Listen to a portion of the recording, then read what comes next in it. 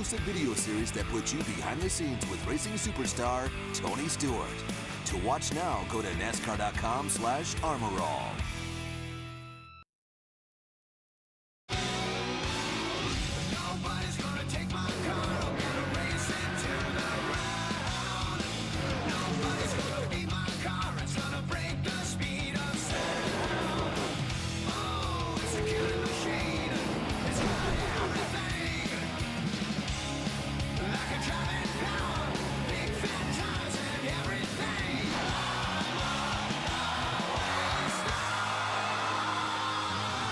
This is Pocono.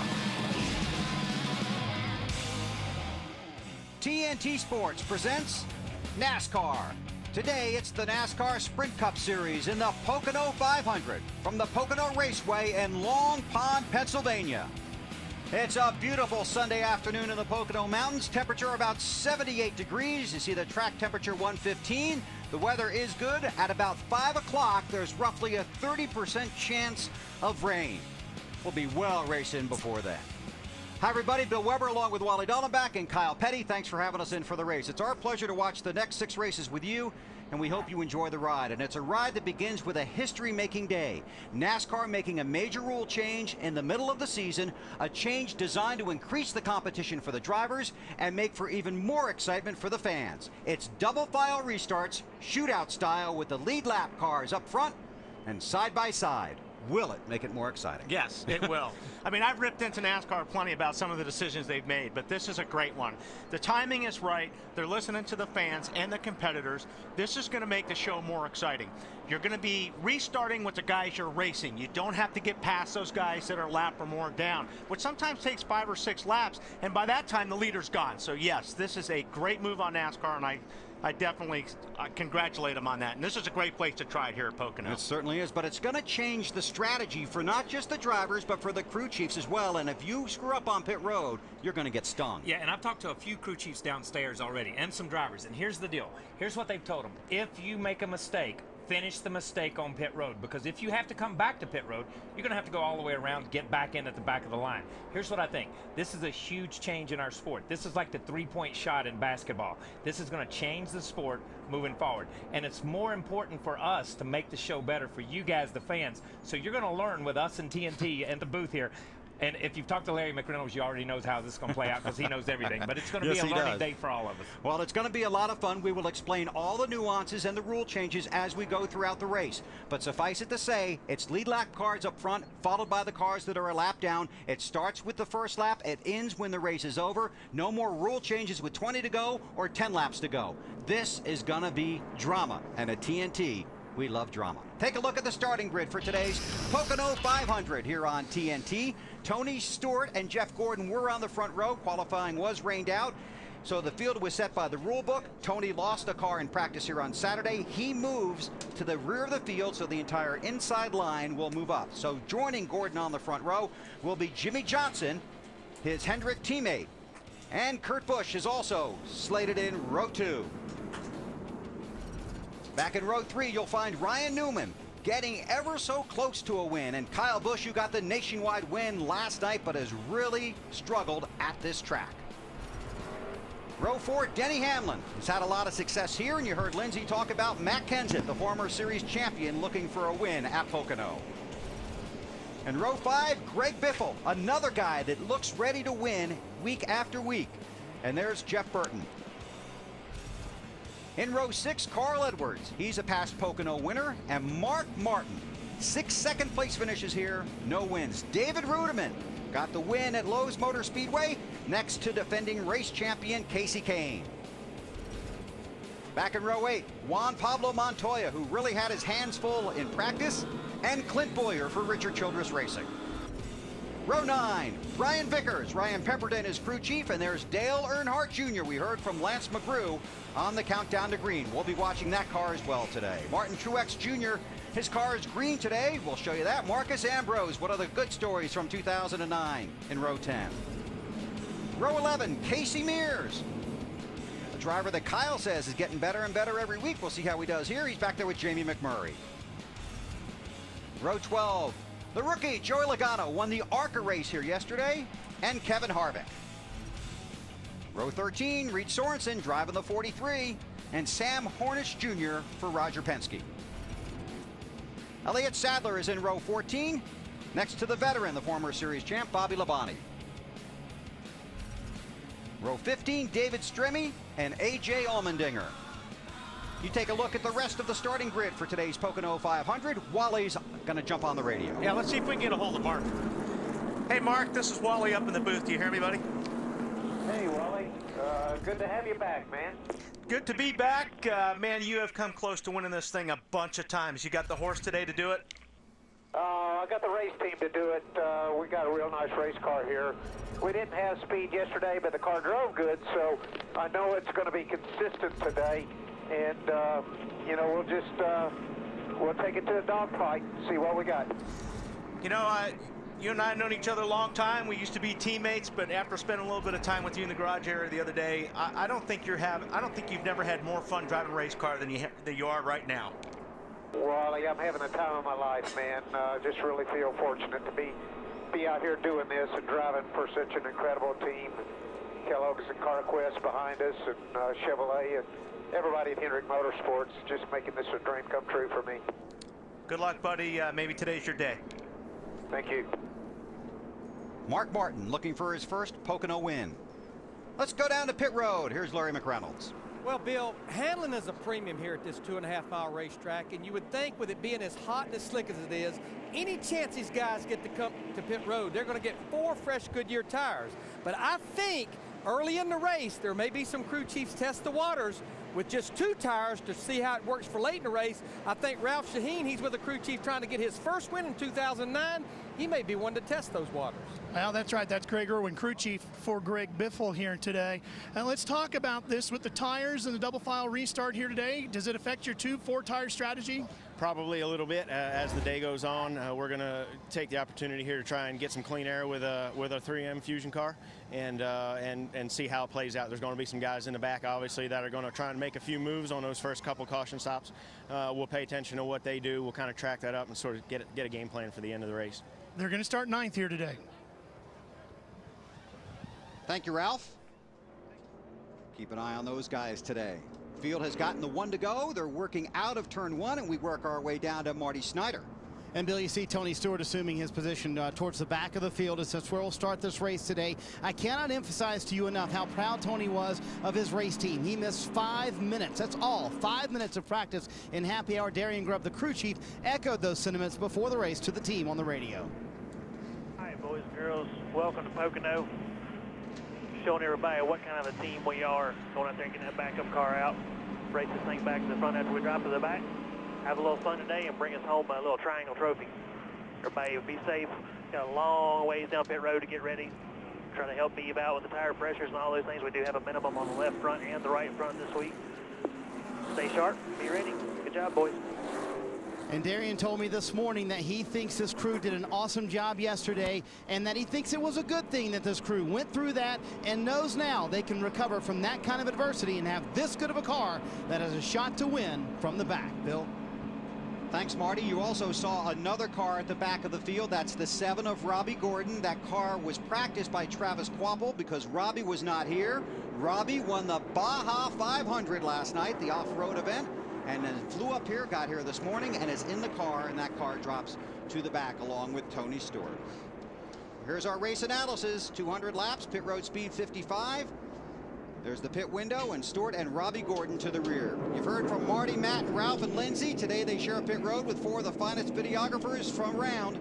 Brad Hutton, Dave Stolen, Rick Rice, and John Duffy. Also watching the race with you high above the track, Mike Coker on camera 1, Donnie Russell, and Don Fenwick. All here for our 210 people to make sure you have fun today in the Pocono 500.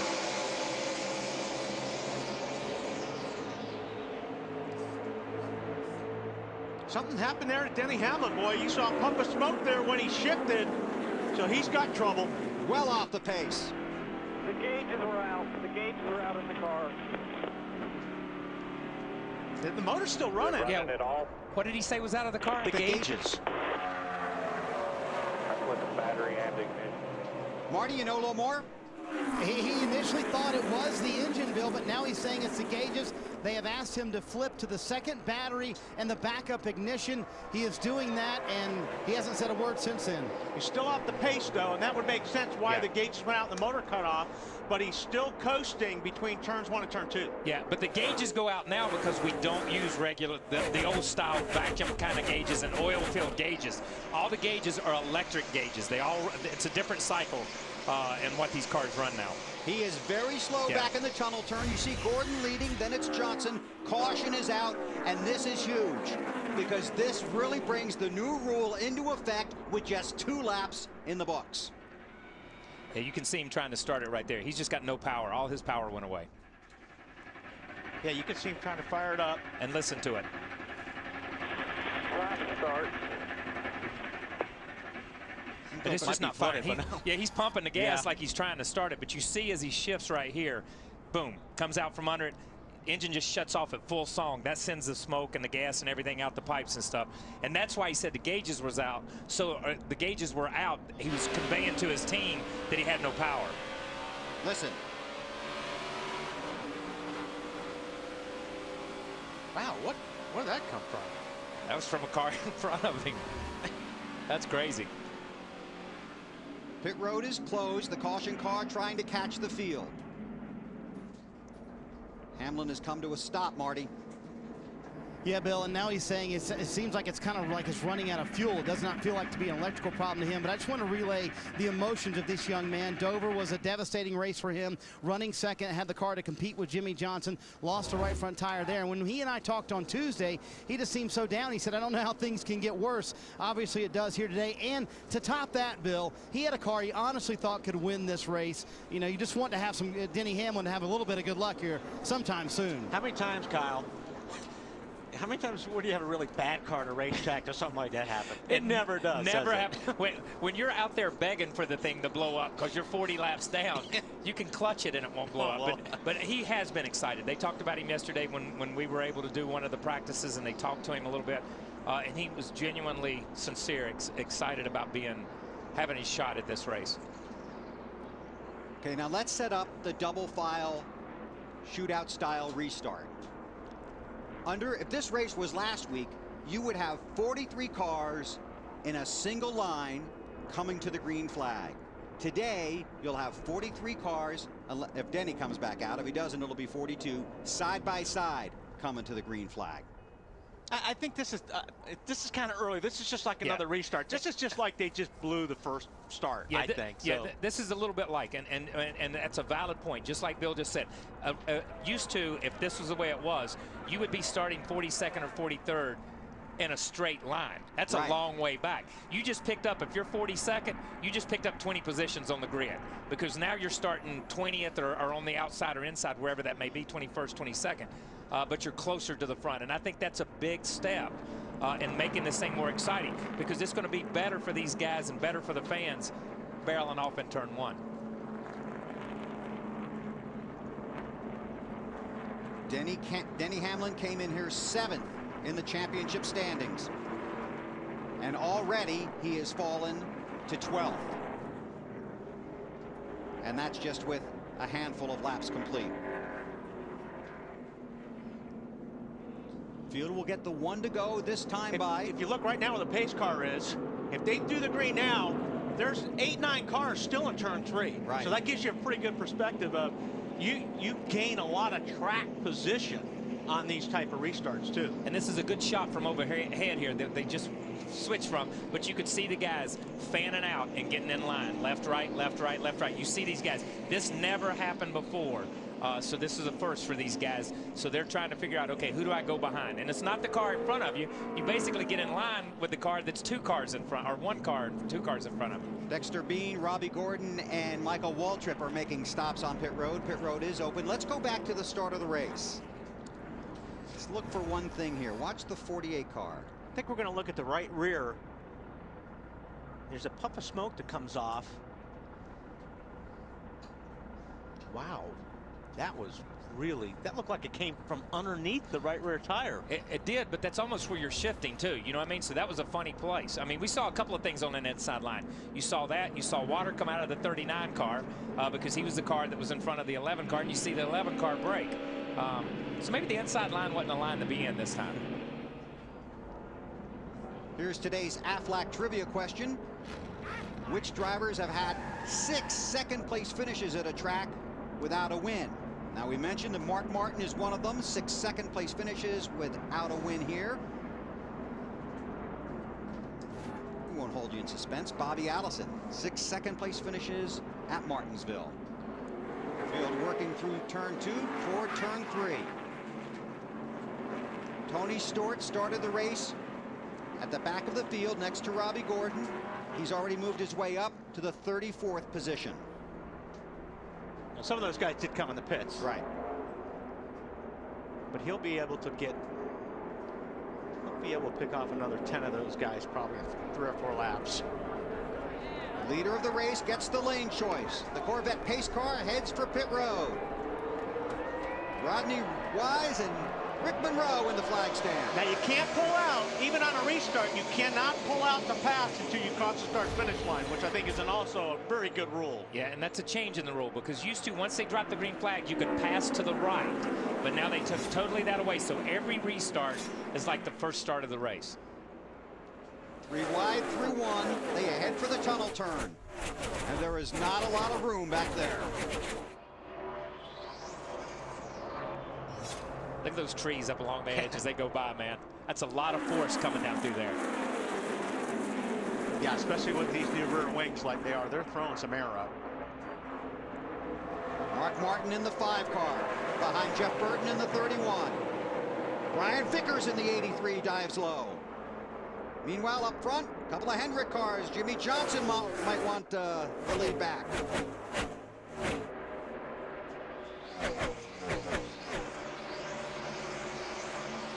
You can bet Johnson will be looking for those 5 bonus points if Jeff Gordon gives him a chance to get there.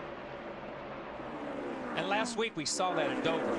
For everyone at home that watched the race, you saw that after one of the restarts, Jimmy pulled over, let Mark lead, and then at the other end of the racetrack took it back. That's teammates working together to give each other points. There's the pass. Jimmy Johnson to the lead. We check with Ralph Shaheen. Bill, I asked crew chief Jack Announced about that puff of smoke you guys saw coming out of Jimmy's number 48 at the start. He said there was a wet spot on the racetrack. They were using jet dryers out there heavy this morning. He said that's all it was, nothing to worry about. Keep an eye on that. We also saw some moisture on Denny Hamlin's windshield as well.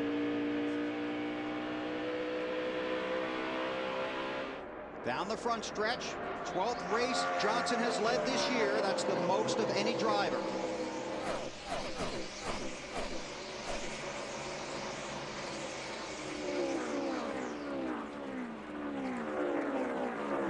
Carl Edwards in the 99. Vickers in the 83. And you see, you know, a couple of shots ago, we saw Vickers dive to the inside in turn 3 and drive by about 4 of those cars in front of him. But the inside is just not ready to hook up right now, coming up out of turn 3. And those guys on the outside just train back by him. And you know, again, we mentioned it earlier that they're not downshifting anymore. So these cars are going to run up higher, especially in turn 1, to keep those RPMs up. And, woo, boy, it looks like it's slippery up there. But yeah, you can see someone's always going to try to bottom. Yeah. I mean, you're going to see if there's going to be any grip down there. You see Kurt Busch giving it a shot. But you see, just exactly like you said, Wally, you see the 24 power back on the outside because he's got the momentum. Kurt's car's pretty stout down that front stretch, though. This will be a good indicator right here to see go through turn 1. You see the high side right there. You keep the RPMs wound up, but you know what? Yep. Looks like the 24 is going to get off the corner. I'll tell you what, you're right, Kyle. That 2 car's got a pony in it. Yeah. Now, you saw him go through 3 and 4, or through turn 3 side by side. You saw him go through turn 1 side by side. Nobody likes to go across the tunnel side by side because it slows you down so much. You can do it on restarts, but it really slows the lap time down. Jeff checked up a little bit, let him get in front, and you see here's Ryan, who caught up to him when he checked up a little bit. Ryan Newman in the 39 for position. Can tell you Tony Stewart has worked his way up to 25th. Had to start at the back of the field in a backup car. Wow, right out to the wall. Biffle is right behind the 24, Greg in the 16 car. And you'll actually have the draft does come into play a little bit here at Pocono because these straightaways are so long. It does help if you've got somebody pushing you down that straightaway. As you see, Biffle did give the 24 car a little bit of help. You know what? The 24 car may be struggling a little bit handling-wise right now. I think he's struggling to go to the gas up off the corner because they're pulling him up off the corner, and there's not a lot of cars out here that are stronger than a Hendricks car up off the corner. But once again, Jeff gives up the position to the tunnel turn. Biffle pushes Newman through and then falls in line behind Ryan.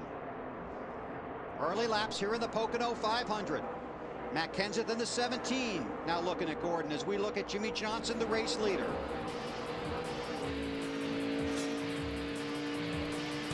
Just getting started. Fun afternoon of NASCAR racing live on TNT from Pocono.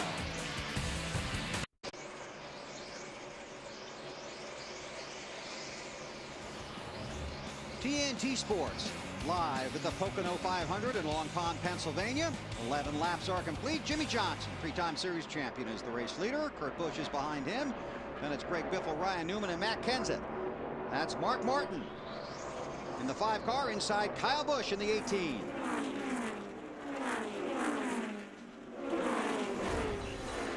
That's 9th position for Mark. And it seems like when Mark's one of those guys here that he sneaks up on you as far as when the end of the race comes. It's like he's always there. And he likes running this track. And his car looked good across the tunnel right there. You saw as he got across the tunnel, he kind of pulled a car length or two on the 18 car. Denny Hamlin has come out of the garage back onto the track, but again, very slow. On. Just stay low. I just told him. Yeah, and once again, it's not running. Matt. Bill, they were trying to diagnose what the problem was for Denny Hamlin. First, they thought it was the Waterman fuel pump. Then they started looking at other options, and then they finally thought it was the fuel pump. They changed that. He went back out, Larry Mack. Now, they're not exactly sure what their issue may be, but you are at our cutaway car to show us that system in the back of the car. Well, Matt, the first thing I want to say, this is not the first time that the 11 car has had fuel pressure problems. They no longer run a mechanical pump up on the front of the engine. This is the check valve that goes right here on the top of the fuel cell. And what these teams are running is called a Waterman system. It's a cable-driven system. This cable here is driven off the back of the engine with the rotation of the camshaft. What's been happening to a lot of these teams over the last couple, 3 years since they went to this system is this cable has been breaking, and you actually have to change that cable out. Larry. Yes, sir. Why would they go to that system? Well, it's a safety thing as much as anything, Wally. Just think back to all the days when we had the mechanical fuel pump up there on the side of the engine, and you'd hit the wall and shear that pump off. Right now, when the engine stops running with this cable, there's no more fuel being pumped to the front of the engine. Got it. You can see the caution is out. There is no free pass. Denny Hamlin gets another push. Denny Hamlin has currently scored 11 laps down, came in 7th in the championship standings. He has fallen to 13th, moving David Rudiman into the top 12. Man, that's frustrating. But I mean, it's so frustrating, especially when you don't know what the problem is. Let's go back and listen in to Denny Hamlin's radio. All clear. Again, because another caution. I'm done, Curtis. 10-4.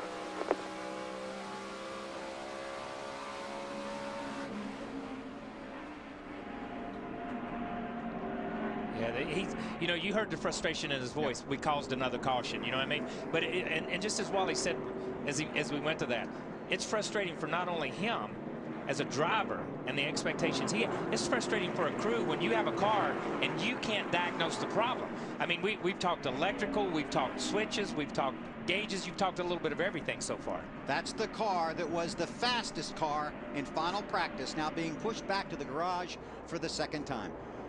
Pit road is open. Here they come. Let's start with Ralph. Jimmy Johnson's going to have the first pit stall after the entrance to pit road. He's going to dive down in. The car's got pretty good balance, a little free in turn 1. They're just going to take 2 right side tires. This is our first look at pit strategy with a new restart rule, Matt. Kurt Busch pitting in the stall right before the start-finish line. He said his car started off tight and then got much tighter than what they had expected. Chassis adjustment and also an air pressure change to fix the Blue Deuce. Matt Menkenza is doing the same thing with pit strategy with this new rule. They gave him just 2 tires. He was worried about losing that track position, but Drew Glickensdorfer said this is very important. You follow the leaders, Marty. Lindsay, Casey Kane is running 18th, very loose race car. They're going to go down on the track bar to try and tighten it up. But the bigger problem is the throttle is sticking in every corner. They're going to pull the hood up and make sure that the rubber boot around the throttle cable is not causing a problem. They're going to try and correct that, get him back out, and fix this problem, because every corner he literally has to pull the throttle out with his foot. That's not a comforting feeling here at Pocono. Certainly isn't. You saw the race off of pit road. We'll reset the field and the starting positions, and we will tell you 6 cars did not pit on that lap.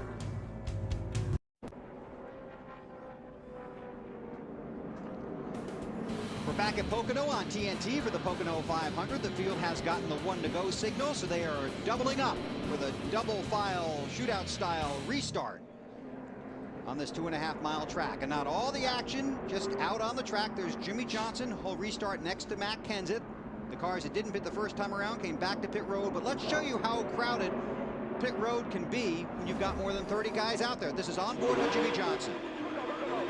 Yeah, he pulls out. Now watch Biffle. Biffle pulls out, actually beats Johnson, but he gets bottlenecked up in front of these other guys, or behind these other guys. And now he gets out like in 5th, and he should have been 1st. How crowded does that look? And let me say something about Pocono. They have one of the widest pit roads on the circuit, so that says a lot about what was going on right there. And everybody watching at home, I don't know if you've noticed this, but the 48 car, who's the leader, has chosen the outside lane this time, where he's been on the inside on a restart. Now he's on the outside. This is this group going to school. The Hendricks organization, Jimmy Johnson, Chad Knaus going to school to see which is going to be the best place to start from later in the race, maybe.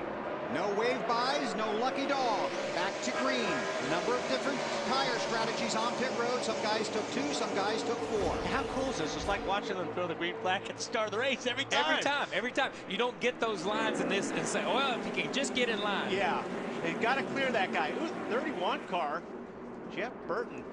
Not sure if he got loose or he drove up there, but he sure wound up in the high line real quick. Mark Martin tried to take advantage of it. 4 lines and everyone, 4 wide and everyone up for position. And here's Mark, just as you said, trying to take advantage of it. As you see, this is the only time you can go too wide through here, and these guys don't even want to go too wide through here right now. 99 right with you. And that really was Mark. Inside, 99 inside. That was Mark cutting Biffle some slack, because normally if you're on the inside, it's really your corner, and I say that because when you're up on the high side going through turn 2, you're in the marbles. You're in the marbles, buddy. And you know, they preach in the drivers' meeting all the time. Give and take, give and take. And a lot of drivers take but never give. That's an example of a veteran driver like Mark giving a little bit, knowing that he's not going to lose anything, and even if he loses his position, it's what, 18, 20 laps into the race. But the other guys know that. They know Mark Martin is the guy that's going to give. Now, the last 20 laps, we're not going to name the guys that never give, okay? You'll see them later today. Yes, we will. Kurt Busch in the 2. Wow, look at here, 4 wide. Yeehaw. Okay, now they all did well. They all got in line there. I saw Hornish up there in the 77 car, way up there, but they all got in line. It's on board with Tony Stewart. Looked like Tony took 4 tires on pit road, but he's still in the 18th position. Or you can hear him working that throttle too, going through turn 3. It's not just mashing it and go. You keep go down a little bit, come up and go down. So many people think. Go ahead. So many people think you just drive the race car with the steering wheel. You drive the race car with your whole body. You feel it in the seat, you feel it in your hands, you feel it in your feet. And you heard a great driver right there, the 14 of Tony Stewart, feeling it in his feet and in his hands at the same time and just giving a little head up off the corner. I'll tell you what, a 14 car is strong right now. How about it, Marty? He's one of those guys that took 4 tires, Bill, as you mentioned on that stop. But in 10 laps, he gained 21 spots today. In the car, he looks very comfortable, doesn't he? He said the car was a little too tight for him, especially through the tunnel turn, so they made an air pressure adjustment on that last stop. Darian Grubb told me with this double file restart, he thinks 2 tires maybe not the way to go. He thinks it's half the advantage it used to be because you don't really gain as much track position as you used to when you can start double file. Yeah, you're going to see a lot of these guys try this out, Marty, which we already have. You know, this is the first time that they're experiencing this in the Cup Series. So everybody's just throwing dice right now, and they're just trying to see what works. No, you're exactly. We're all learning this together. The guys on pit road are learning it. We're learning it up here in the booth. The fans at home are learning what seems to be the best way to do. And by the time it gets to the end of the race, that's when somebody will roll the dice one way or the other. This is the race for fourth. Carl Edwards in the 99, the Aflac Ford, followed by Mark Martin. Here. Just a little tighter, which is good. 1 and 2. A little bit slower through the tunnel. That's fine. And 3 and 4. 3 Roush cars in the top 5. But that was good radio communication. You heard him say, you know, a little bit tighter in 1 and 2, good across the tunnel, okay in 3 and 4. That's the compromise. He's given up one corner, and the corner he's given up right now is turn 1 to be okay across the tunnel and okay through 3. And that's normally the one that you do give up is turn 1. There's a lot of room. There's a lot of banking up there. It's a lot more forgiving corner than turn 2 or turn 3. Kenseth, Biffle, Carl Edwards, teammates chasing that Hendrick car of Jimmy Johnson. 20 laps are complete. 180 to go in the Pocono 500 on TNT.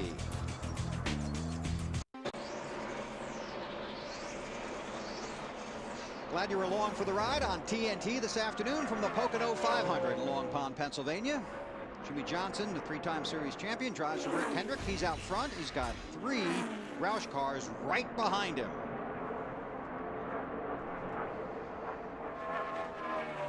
23 laps are complete. We're working lap 24. It's time to take you through the field. Let's get started with Ralph Shaheen. Bill, Jimmy Johnson came here 10th all-time in laps led here, and he's adding to the pile right now as he's been out in front of this one since we went green here. The only problem he's had all day, had a piece of paper stuck to the front, pulled up behind the pace car before the restart, and got rid of that. Greg Biffle now in the 16, he's had some bigger issues, even though he's running in second place. He had brake problems in that first stint. They were able to remove some tape. That seems to fix the brake problem. He's very happy with the car. Only took 2 tires in that last stop, Lindsay. Ralph, Matt Kenseth right now pretty pleased with his car, and this is something that this team has really been working on, communication. They said after the last 4 races, it's gotten a lot better, and in fact, Matt Kenseth takes his crew chief and his engineer to his favorite Mexican spot every Monday where they hash it all out, and they say they're all able to set the reset button. Marty? Well, Lindsay, you heard the feedback from Carl Edwards to his crew chief Bob Osborne a moment ago. Critical feedback because on the first run, Edwards way too loose. They added a ½ pound to the right front tire. Took 2 tires to get them the track position. This run just a little bit tight through turn 1. The winner here last August trying to get that car a little bit better to get back up front, Matt. And Mark Martin started 12th. He's climbed all the way up to 5th. Part chassis man, part Dr. Phil. They made a track bar and air pressure change with their 2-tire stop to try to free up his race car because it was just screaming tight in 1 and 3. And also he passed on the message, please let him know that I just slipped up, not to lose his mind concerning the 16 on that restart. Jeff Gordon, he's running in the 6th position. Gordon started 2nd. His car really tight as well. They made a major change on the chassis on that stop, pulled 2 spring rubbers to try to free him up. Marty? Behind him, Jeff Burton, his former teammate, or actually Mark Martin's former teammate. I didn't see Jeff Gordon was in front of him. 2 tires on that last stop. No adjustments. The car was a little tight for Burton. Maybe they're paying for the no adjustment strategy right now because the car still tight for Jeff Burton, Matt. Kurt Busch, the car much tighter than they expected early on in that first segment. So they went with 4 tires and a chassis adjustment just to try to free up that Blue Deuce. He has 4 tires, and he's currently in the 8th position. Meanwhile, the 39 of Ryan Newman. He started 5th, running just inside the top 10. He was super tight across turn 1. Now he says he's just tight in 1. He's decent in 2 and 3. He lost a little bit of time on pit road, not because of the stop, Marty, because he was pinned in trying to get to his box. Matt, Kyle Busch's quote after the first run was, quote, we're plowing fields out here. Old racing terminology for the car. Way too tight for Kyle. So they did a host of changes. 4 tires for the M&M's team. A spring rubber in the right rear. Half a round up on the track bar. Everything trying to loosen that car up. Kyle says much better on this run. In fact, maybe a little too loose in turn 1, Ralph. Well, David Rudimann's car has been free on the exit. They made a 2-tire change and made some air pressure adjustments to help that, but they can't cure his biggest problem. It's apparently either aero or horsepower, because he said over the radio, I'm getting absolutely crushed down the straightaways. And Marty, if you got a racetrack, you don't want to have problems on the straightaways, this is it. Ralph, yes, this is Tony Stewart, and no, this is not an error. He started last. He is running 12th after 4 tires on that last stop. That's how good that 14 car is. He said we need to go a little bit further. I need the rear end of this car under me a little bit better, but clearly Stewart flying right now, Matt. Back in the countdown to green, Lance McGrew said it wouldn't be like flipping a switch. It would be a work in progress. Turning around this 88 team, currently Dale Jr. runs in the 13th position. His biggest concern now, the car just way too free. No grip in all 4 tires. He says just very slick on that right rear. Martin Truex Jr. getting closer to the front of the field. Maybe an announcement in a couple of weeks about where this young man will be heading. Maybe Michael Waltrip Racing eating 14th right now. Car has been tight on that first run. They did make a chassis change on this last run, trying to get a little bit better. Ralph? Ryan Vickers is crawling his way up into the top 15. The car's still not exactly perfect, a little bit tight, a little bit loose, as it tends to be. And remember, this is the type of racetrack where these guys, as they said earlier this morning, were really searching for the handling of their machine. So they're starting to come to grips with it. They got a long race here, hoping to find the perfect setting. Now, A.J. Allmendinger back in 16th position. Talked with A.J. this morning. He said, boy, this race car is not very good. It's getting better, however. He's been able to make some adjustments, Matt. He's worked his way into 16th. Casey Mears, who almost won this race a few years ago, in the 07 car running 17th.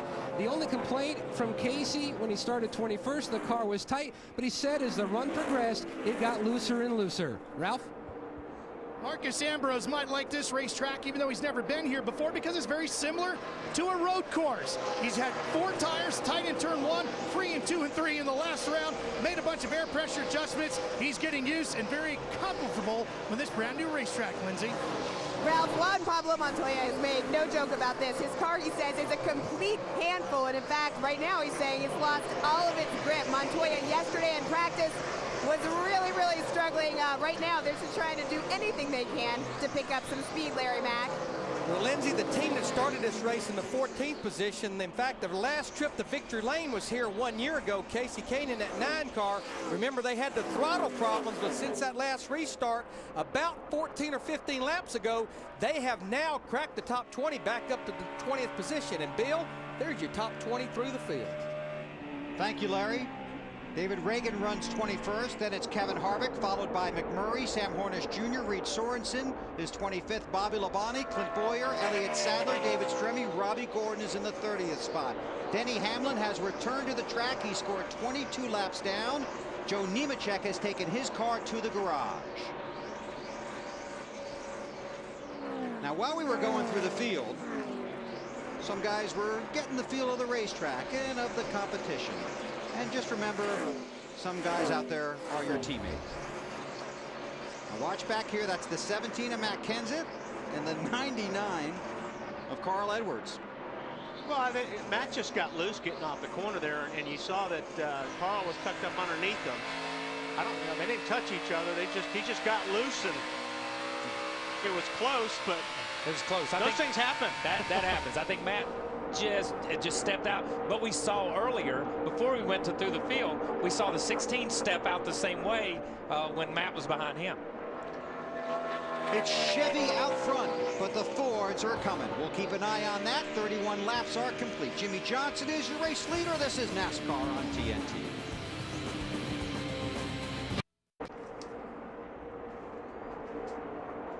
Three laps are complete in the Pocono 500. Jimmy Johnson has led 27 of them. Johnson has 2 wins here. Back in June of 2004, he led 126 laps.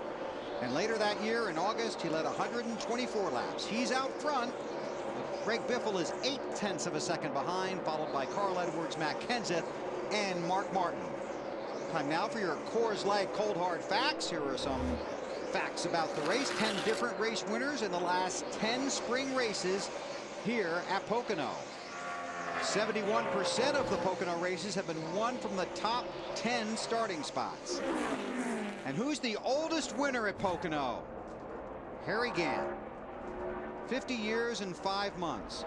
Mark Martin is 50 years, 4 months, and 29 days.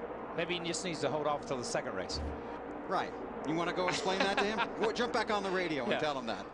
There's another Coors Light hard, cold fact. Biffle's catching the leader. That is Jimmy Johnson. That is a cold, hard fact right there. No joke, man. And this may be the first time that we've seen Jimmy Johnson passed all year long if Biffle can get up there too. But he has been closing up. I mean, you know, we saw early Jimmy jumped out and got off and got a good start. But Biffle's been running a lot more consistent laps when you look on the time sheet here. He may look in the mirror and let him go by just out of fear.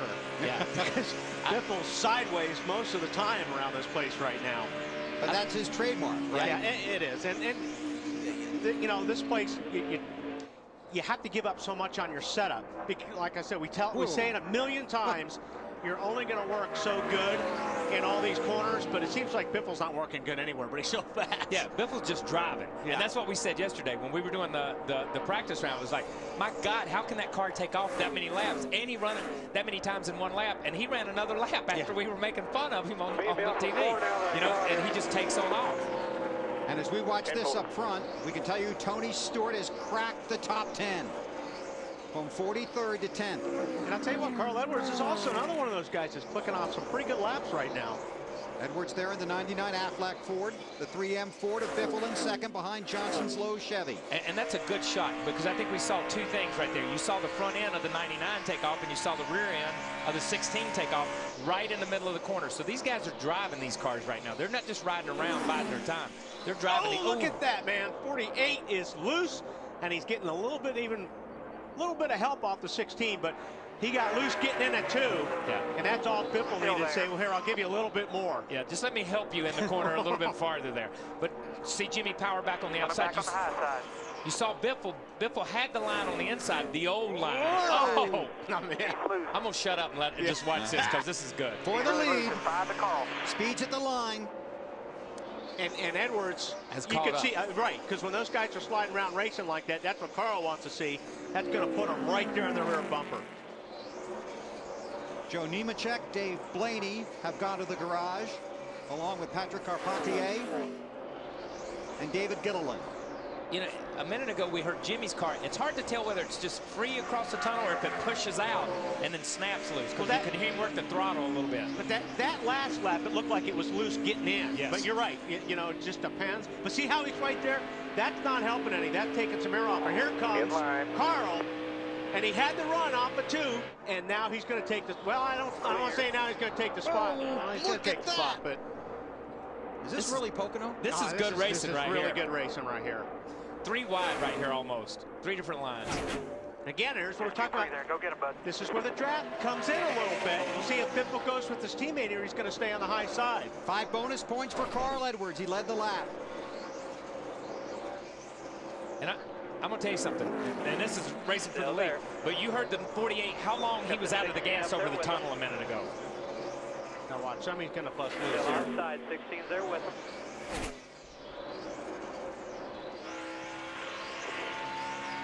Hello, Biffle. Now Jimmy's sitting duck. Yeah. And he's got to take 3rd spot right now, especially with the wear on the tires. You don't want to be in that high line going through turn 2. So there are some teammates working together there on that move. But now Biffle's mad because he did all the work to get Jimmy out of position, and Carl's leading the race and got the 5 points. Hey, Snyder, you watching this?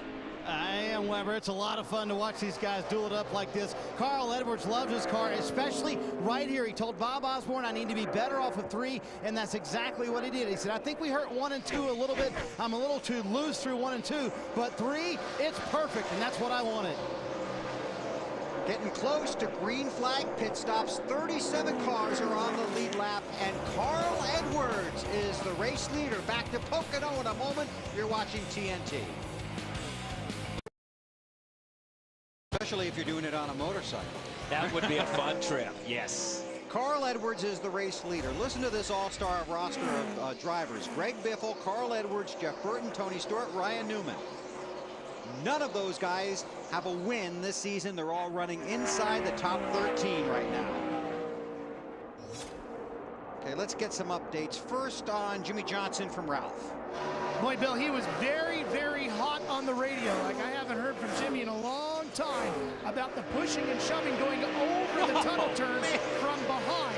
He said he really abused the right rear tire, finally had to let those guys go.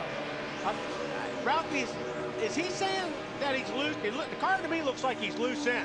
Right now, he's loose everywhere, even whenever he touches the gas. But well, I think he's just not happy with the way things were going with that car there at the very end of that run, Wally. And when the guys were behind him and pushing him as hard as it was, it exaggerated the problem, especially in that very tricky tunnel turn that you guys have been talking about. Now Chad Knaus has been on the radio, said, it's okay, let him go. Here's your times. Refocus. Just get back in your rhythm. We'll fix the car and get you back up there after this next round of pit stops. And those pit stops could be as close as 4 laps. There's oil in 2, NASCAR. Oil in 2. NASCAR is looking at that. Oil in turn 2. Yeah, that's it. Yeah, and that's a driver's report. That's like a pilot report. You know what I mean? Yeah. They're out there and they see something on the racetrack. You heard him say NASCAR, not to their crew chief. They said it to NASCAR because they know NASCAR monitors this. Now, if NASCAR hears that from a guy trying to make up a lap, they pay no attention to it. So let's be real clear to that. Jeff Burton headed for pit road, Marty. Yeah, one of the early guys to come to pit road. He said his car is a little too loose off of 3 and 4, tight. Everywhere else, Scott Miller and the crew have talked about changes. It will definitely be 4 tires here at the end of this run. They're going to go down on left rear air pressure, trying to make that a little bit better for Jeff Burton as he hits pit road. They thought they would be very good at the end of a long run, and they were a little bit faster at the end of that long run. Carl Edwards, our leader, will come this lap as well as green flag stops start here at Pocono, Bill. a lot of brake dust come off that left front. We heard Larry McReynolds talk about that. 52. So these guys they're using some brakes today. Oh, wow. Happened there? I don't know if he spun and then came down pit road or was trying to get picked up road. I can't really even tell who that is. Dexter Bean. That was a great pit stop by the 31 team. Marty. Carl Edwards led for much of that segment. The terrific battle with Jimmy Johnson and his teammate Greg Biffle to finally get to the lead. They were concerned about water temperature in the middle of this run. They're going to check the grill for a little bit of paper. It'll be a 4-tire stop for Edwards. He said his car is a little bit loose in 1 and 2, but perfect in 3 and 4, as we mentioned. So it will be no changes for Bob Osborne. Ralph, back down pit road to you. Well, Jimmy Johnson's already in and out. They made air pressure adjustments and a panhard adjustment trying to get that car to handle the way Jimmy Johnson needed. They also took a piece of debris off the front grille. He is good and underway with 4 tires and some fuel. 45 laps complete. One car goes around. Michael Waltrip was coming on to pit road, it looked like.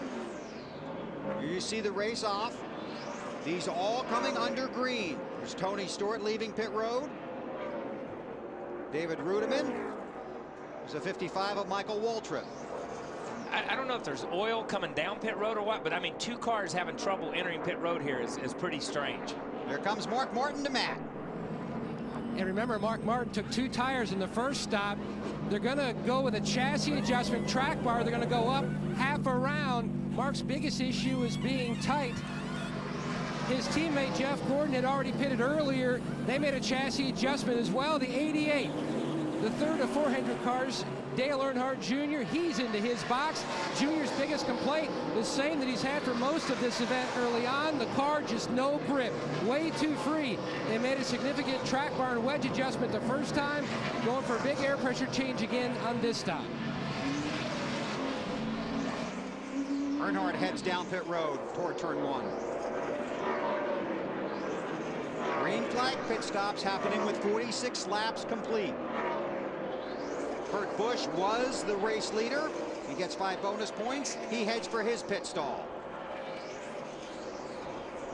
Matt? Look, Bill, looking for a chassis adjustment on this stop. You can see Williams, the father and son duo, Chris and Steve in the back, the gas and catch cam man, shuffling off the wedge wrench, 4-tire change. This stop air pressure change as well. Kurt said the car had just gone way too tight on that run. He wanted to make a change in the front tires.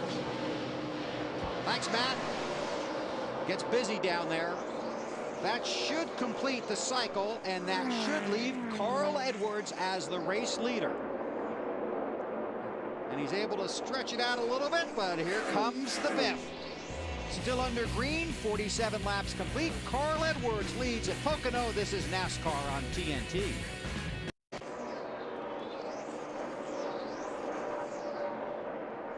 Carl Edwards is the race leader in the Pocono 500. There he is in the 99 car. It's Michael Waltrip right in front of him. Edwards leads teammate Greg Biffle, then Jimmy Johnson, then the Roush car Matt Kenseth. Jeff Gordon runs in the 5th spot. 50 laps are complete, 1/4 of the way through the Pocono 500 here on this 2.5-mile track. Now let's go back and review some of these actions from pit road. First of all, this is Dexter Bean making his Sprint Cup Series debut in the Livewire Energy car. This is obviously a situation where the crew's like, no, pit now, this lap, this lap. So he comes blowing in there late, and he hits the cone. So now there's no cone. And Michael comes in and goes, I wonder where the cone is. There is no cone. So he jumps on the brakes.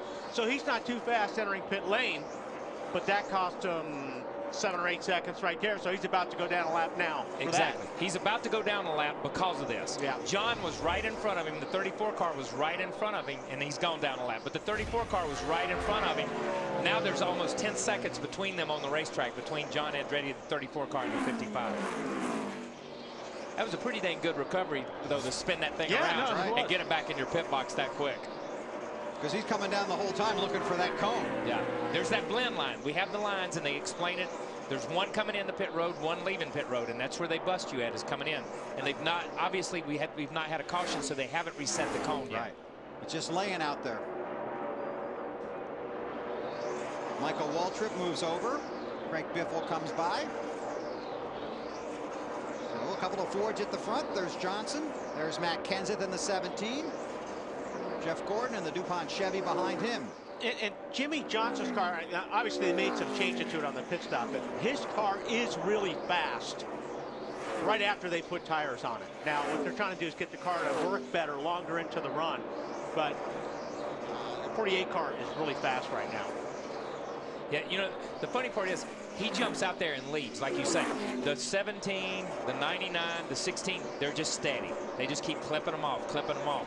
And eventually they got in front of him before that stop. He's coming back on them right now, but how long this goes green will dictate whether he gets farther behind or whether he catches up to him and passes him.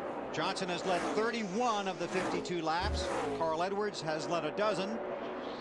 Jeff Gordon 5, Kurt Busch a couple, Ryan Newman led a lap.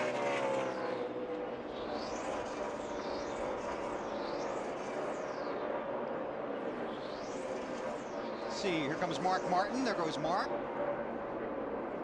And Jeff Burton looking for the 44 car here. A.J. Allmendinger. Practiced well. Had a decent starting spot. Currently runs in the 11th position, Larry.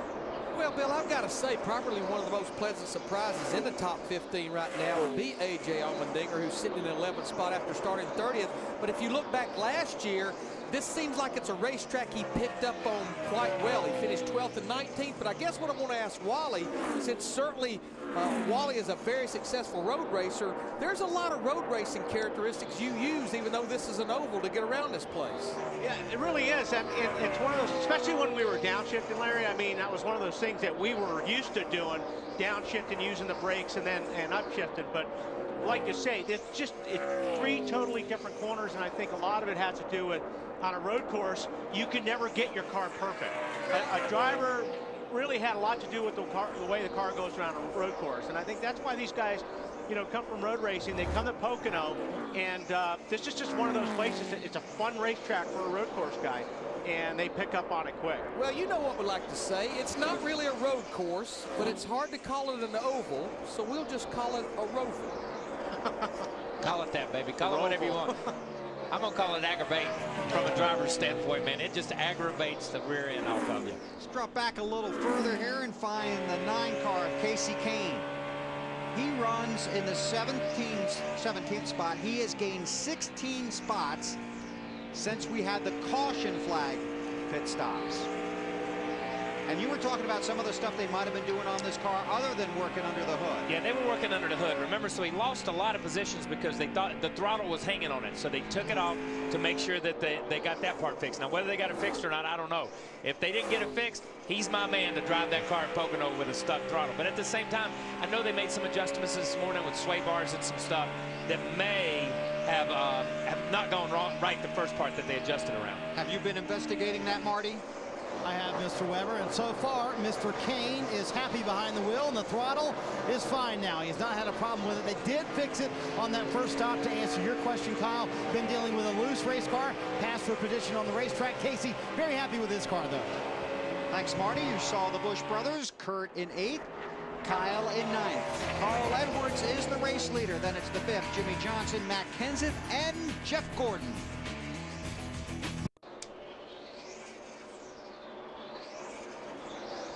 TNT is at the Pocono Raceway, Long Pond, Pennsylvania. 59 laps are complete. Carl Edwards is the race leader by almost 2 seconds now over Greg Biffle. Then it's Jimmy Johnson, Matt Kenseth, and Jeff Gordon. Mark Martin has the 6th spot, followed by Jeff Burton, Kurt Busch, Kyle Busch, and Tony Stewart runs 10th. Now we got a call from Race Buddy. Got some Ask the Booth questions. You ready for this? Yes. Why does the 48 team, that's Jimmy Johnson and crew chief Chad Knaus, like the last pit box, or depending on how you look at it, the first pit box when you come on to pit road? And that's from David Rice, and here's my answer. I have no clue. So let's go to our expert. Let's go to Larry. Can you hear us down there? I absolutely know why they want that very first pit box coming in, which in the course of this question is the last pit box, because what Chad Knaus has told me is what this allows them to do is get into their pit box quickly, get their pit stop over with, and then all Jimmy has to worry about is focusing on pit road speed leaving. Think about it, Wally and Kyle. And Juan Pablo Montoya told me the toughest thing he had to deal with his rookie season, when he would hit pit road, he would see everybody's sign but his own. Jimmy Johnson knows he's in that first pit box there, and when he leaves, all he has to worry about is maintaining pit road speed and getting off pit road. But Larry, I always thought that you're in that first pit box. If you're the leader or you're the first 4 guys in, by the time your pit stop is done, you still have to worry about leaving that pit box and getting run into by guys still coming into the pit lane. Well, and that's certainly the case, I think, more of a narrow pit road than we have here. You know, there's no perfect world, Wally, but I just know they like it because now Jimmy, he doesn't have to focus on looking for his sign and focusing on pit road speed. And as I said at the top of the show, one of the big stories in 2009, speeding on pit road penalties this year. Hey, Larry, I think one other reason Chad might like that pit box is because you crew chiefs are always looking up and down pit road to see what the other guys are doing.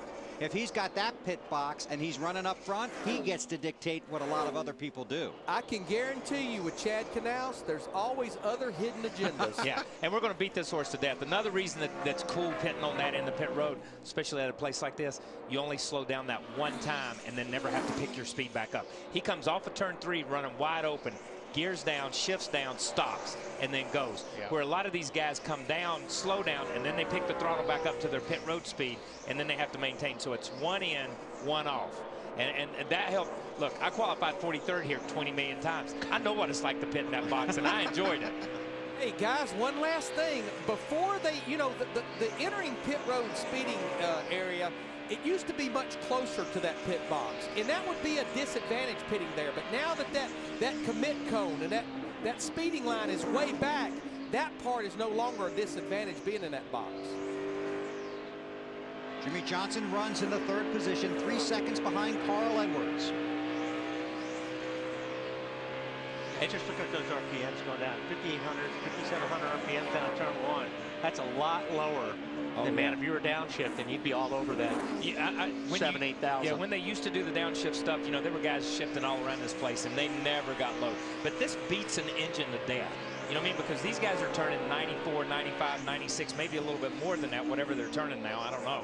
I'm not driving this year. But when you look at the low, when you drop that thing down in turn 1, you get to 48, then you build it back up. Then you drop it down to 64 across the tunnel or whatever. Then you build it back up. And then you drop it down here in turn 3.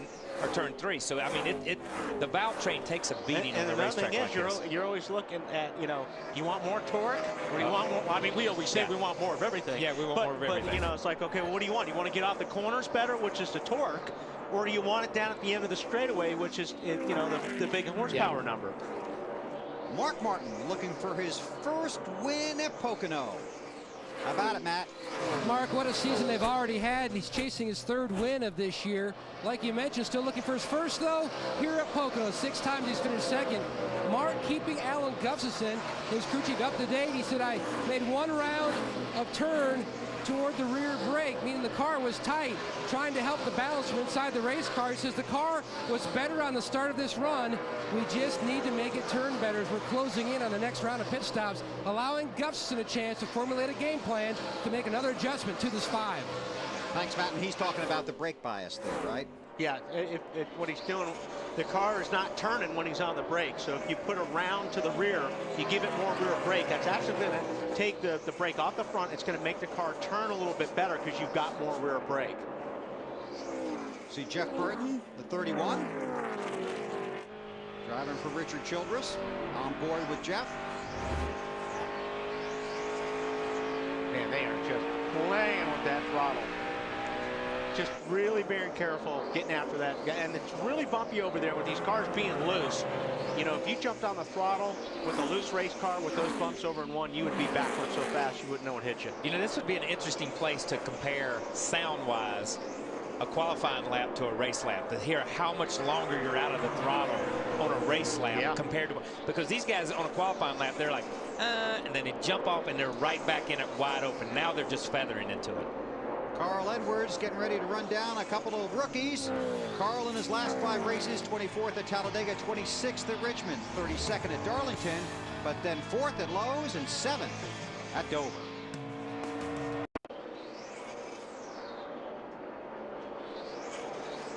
Three Fords and a couple of Chevys in the top 5. Carl Edwards has just led his 28th lap of the day. 68 laps are complete. Edwards is the race leader, followed by Greg Biffle, Jimmy Johnson, Matt Kenseth, and Jeff Gordon. Drop back a little further in the field, on board with Kevin Harvick in the 18th position. Coke Zero, the only soft drink with real Coke taste and 0 calories, is giving fans a real taste of NASCAR, 160 miles per hour. And a real race car with a real NASCAR driver. Visit mycokerewards.com/400 to enter the Coke Zero Real Taste of NASCAR sweepstakes for a chance to win the ride of your life with a member of the Coca-Cola Racing family. Then be sure to watch the Coke Zero 400 live on TNT July 4th to see if you've won. Harvick's in the 18th spot. Behind him in 19th is the 88 of Dale Earnhardt Jr., running about 37 seconds behind the race leader, Carl Edwards. Casey Mears in the 07 runs in the 20th spot. Let's do a through the field, starting with Casey Mears. How about it, Matt? Bill, he started 21st. He's been running in that window for most of this event. He's been just trying to dial in the balance of the car. First, his biggest complaint was tight, and then it went to the loose side over the 2nd segment. They made a chassis and air pressure change. Still really hasn't helped. They're still trying to find that right balance on Mears. Ralph? Well, for Boyer, this race started off a little rough because he'd lost a golfing bet with his buddy Kevin Harvick yesterday. Cost him $100, but he said he won the round of trash talking.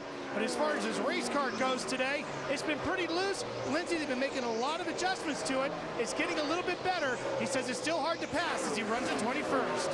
Ralph, I don't think Sam Hornish Jr. is a guy that does a lot of trash talking, but he's gone from 26 right now to 22nd. And he said his team right now is really riding that momentum because last week at Dover, they pulled themselves back from a 2-lap deficit. They were able to gain 4 spots in the standings. Right now, he says the car is feeling all right, Ralph.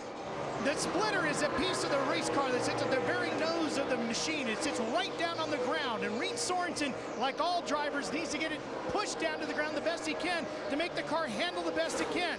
However, the 43 is slamming that splitter all the way around this racetrack as it pounds over the bumps. Lindsay, that's not the way you want it to work. Ralph, you know what? Right now, Jamie McMurray in that 26 car is riding in the 24th position. He says the car's a little bit tight. I talked to his crew chief, Donnie Wingo, this morning. He said, you know what? I think this car is better than any we've ever had here at Pocono.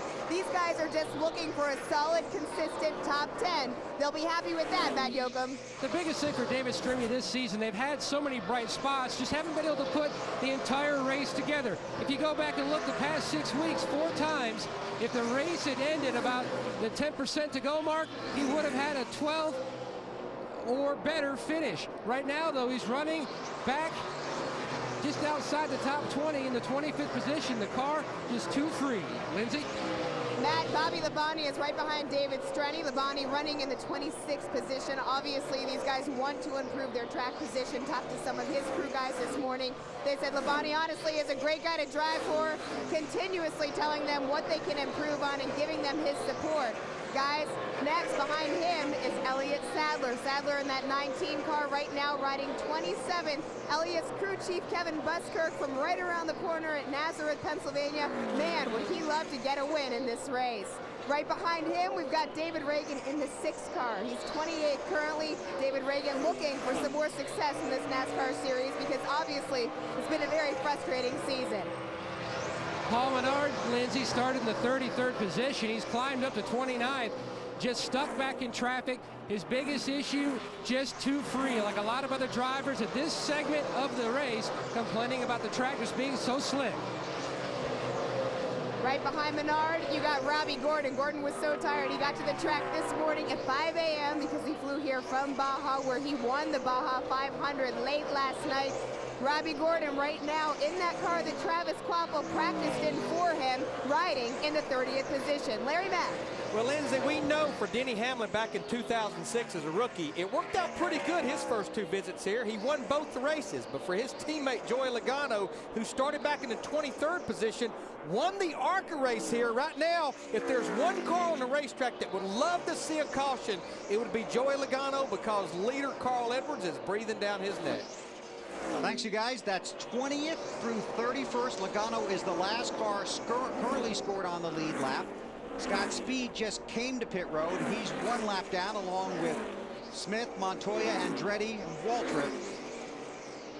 There are 31 cars scored on the lead lap. It's Carl Edwards up front after 73 laps at Pocono.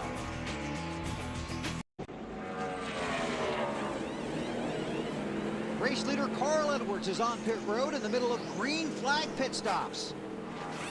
Marty's here. It's going to be a 4-tire change for Carl Edwards. He said his only problem was a little bit loose off of the corners. They do spill a lot of fuel as he leaves pit road. It was a clean stop other than that fuel spill, Bill. Matt. And the 88 of Dale Jr. is already pitted. His teammate Mark Martin looking to try to free up the race car too tight, especially down in turn 3. They made a significant air pressure change on this stop. Now what happened here is Matt Kenseth was the first car on pit road, and he actually came a little bit earlier than we expected. And then when Matt came down pit road, everybody followed. So they're still working through this. Tony Stewart has not yet pitted in this sequence, staying out on the track. He is now gone from 43rd to 1st. He is the race leader, but he's going to have to come to pit road. So 5 bonus points for Tony, and he will head for pit road next time by. That will give the lead back to Carl Edwards. Biffle currently runs 3rd. Then it's Jimmy Johnson, Matt Kenseth, and Jeff Gordon. Again, Stewart lost a car in the first practice session here on Saturday. Had to go to a backup car. They really scrambled, did not have a lot of time between practice sessions. Got that backup car on the track 5 minutes. 4,400 second gear, 4,400 second gear. Cupcake Becker knows you're coming in. The show's called. It's a yellow line's all we got now. Talking about the cone that was knocked down by Dexter Bean earlier. This is actually going to be for position for the lead, I should say. That 99 had a sloppy pit stop, and I'm not sure they got that thing full of fuel. It's going to be interesting to see, because that guy was still trying to jam that fuel in when I they think took Haas off. was wearing about 5 gallons of fuel there when he left. That was bad. Marty Stewart coming to you. Yeah, Bill, when you talk about getting this backup car ready, Darian Grubb actually took the setup out of that primary car, put it on this backup car, and made the next change he was planning on making. That's how organized this team was. Terrific run for Tony thus far. He said at the very end of this last run, car got a little bit too tight for him. He was worried the car was hitting the splitter, kind of got to 10th and stayed there. They debated on changes. They will make an air pressure adjustment, but not many changes for this 14 car, and a quick stop for this Old Spice team. He's on his way. Let's check on his teammate, Matt. And Ryan Newman just reported that his team, an issue, possible motor problem with the 39. He says it acts like that there's something amiss, possibly water in the fuel or something crazy like that. He says actually it's been doing it on and off throughout the race, but now the problem has really grown significant here. So Scott Maxim from the Hendrick Engine Department, he's down here as we're listening for more and more feedback from Ryan about this issue. Before the race, it did it just a little bit. It was like the floats were rolling over. Now it's almost like it's fouled a plug or something crazy like that. It phased into 7, then come back to 8, then it phased into 7, come back to 8. It did it worse on cold tires. Yeah, and listen to what he said. First he said it was something to do, it could have been something to do with the floats. It's worse on cold tires. When the tires grip, it's a lot more centrifugal force. There's a lot more CGs that the car, or a lot more G-force that the car kind of throws at you. So if the floats are amiss, and if the floats in the carburetor are not adjusted right, then maybe it is spilling over. Maybe it is flooding it or something. It could be the ignition, just like Wally. You just gave me the flip signal like you were flipping the ignition. Could be the ignition. There's a lot of things. It's hard to say that you have water in the fuel. You know what I mean? Yeah. But the car will act. But that's how it feels. Right. It feels like there's water in the fuel because the thing's not running clean and crisp like he wants it to. And that's the perfect way to describe it to somebody in the garage area. Just say, it's like it's got water in the fuel, and they'll start working with it. You see he's pulled over here because it's just killing him down the straightaway. He's got nothing. You saw that Ryan is our UPS Maximum driver for this race. He's finished in the top 10 in his last 5 races. This race season, look for David Reagan to take on the delivery drivers of UPS in Maximum Driver. And I'm going to say this about Ryan. When you have a driver who can diagnose a problem before he comes to pit road, it makes it so much easier for the crew to fix the thing quick. A lot of times you'll get a driver that just says, it broke. I don't know which one. Well, what broke? I don't know where it's. Yeah, it's not running. I don't know if it's the gear, transmission. So when it gets to pit road, you're not any farther ahead. You're in the dark just as much as the driver is. But when you have a guy of Ryan's caliber who can say, you know, this is my problem, I think, at least it gives you directionally a place to start. I like that, you know, Kyle touched on the 99, and it looked like they may have had some trouble. Marty, I don't know if I see Haas there. I think he's putting the fuel in. Don't know if he has trouble, but there looked like there was a lot of fuel that came out at the end. But you look at the left rear quarter panel. Watch where that fuel tank is. You see him making an adjustment there. Now they're going to go for the second can. And he missed it right there. Yeah, he just had a little bit of trouble there. I'm not sure if he tripped on that hose or what's going on. I'm just curious if they think, you know, they got all the fuel in. And Wally, I did check with those guys, and they do not think they got all the fuel in that 99 car. Bob Osborne doing the calculations right now. What they actually do is they come back, weigh the cans. It should weigh a certain amount if they did get all the fuel in, but they did not see any fuel go into the catch can. And that's one of those things where Haas is one of the best in the business as far as I'm concerned as fuelers go. But that's just one of the things that you just never know. When you hit pit lane, you've got to be perfect. You got to be perfect. And here's the deal. I know they're weighing the can. There's a lot of fuel on the ground that didn't go in the car, came out of the can, so they really don't know where they're at. But the big signal is that that catch can man isn't waving, because he knows when that overflow is coming into the catch can. Edwards leads, a lot happening to Pocono.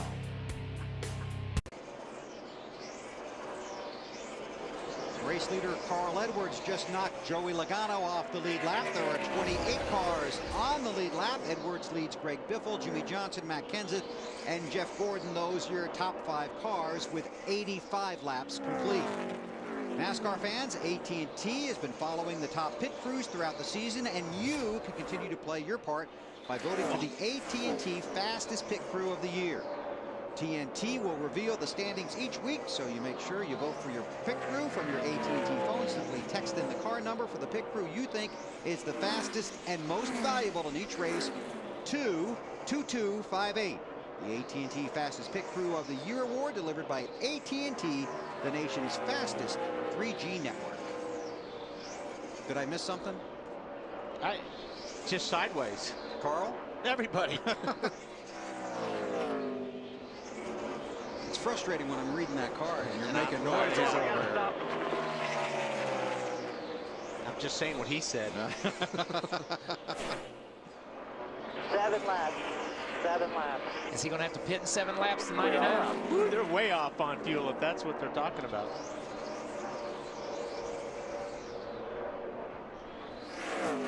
Wow, that's huge. Let's listen.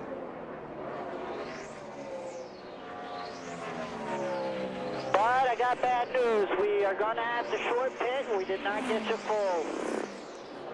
All right, 10-4.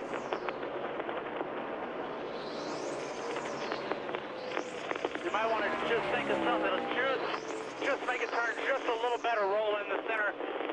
The 1 and 2 are compressed. I'm going to get it. Marty, can you follow up on that? Yeah, I can, and that 7 laps was when Carl Edwards will have to pit. That was the number to him from Bob Osborne. They calculated it. We told you Bob was working on it, trying to figure out when they had to pit. Very dejected crew, and this is a crew that traditionally has been very good for Edwards, but they're a little down right now. Obviously, they'll have to come in way earlier than everybody else in about 6 laps now for Carl Edwards. Okay, very dejected crew. Not a dejected driver, though. You heard him come back. He's still fighting. He said, okay, we might want to take this adjustment. We might want to do this. If this had been Kyle Petty in the car, I'd have cut somebody's head off. I'm telling you, if I'm leading the race and something like that happens, I mean, you just go crazy. But, I mean, Carl handled that incredibly well, and I think Bob and those guys in the pits did also. Yeah, that's right, Kyle. Yeah. No, I don't know how he's being so calm about it. Here's a good shot of Carl right now, and the man at work right there. And his car, if you watch him, I mean, he's obviously leading. His car's probably working better than anyone else, but you're still going to see him working that steering wheel. This is off of turn 3. Going to take a little bit of a drink. He took his hands off the wheel. Yeah, you're driving with your knee. You can do that. You drive with your left knee.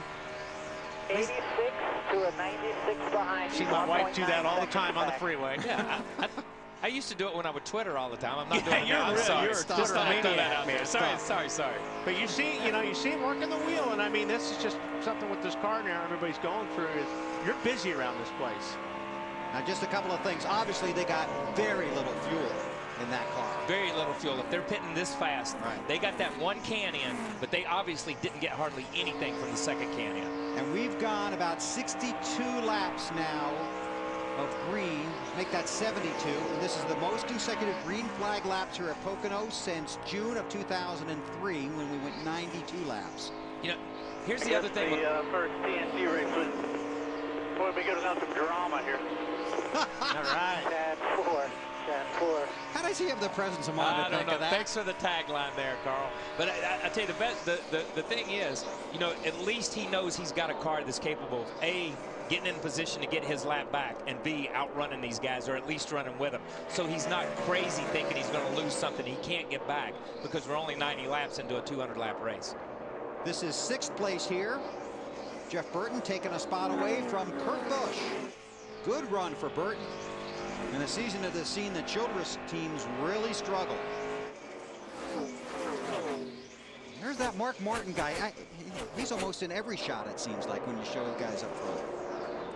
Mark Martin, he just hangs there, man. I'm telling you, like we said earlier, Mark will hang there around the top 8, top 9 all day long. And then all of a sudden, when it gets close to being the end of the race, he's in the top 3 or 4. Okay, let's go back and check in on the Ryan Newman situation that's been developing. How about it, Matt?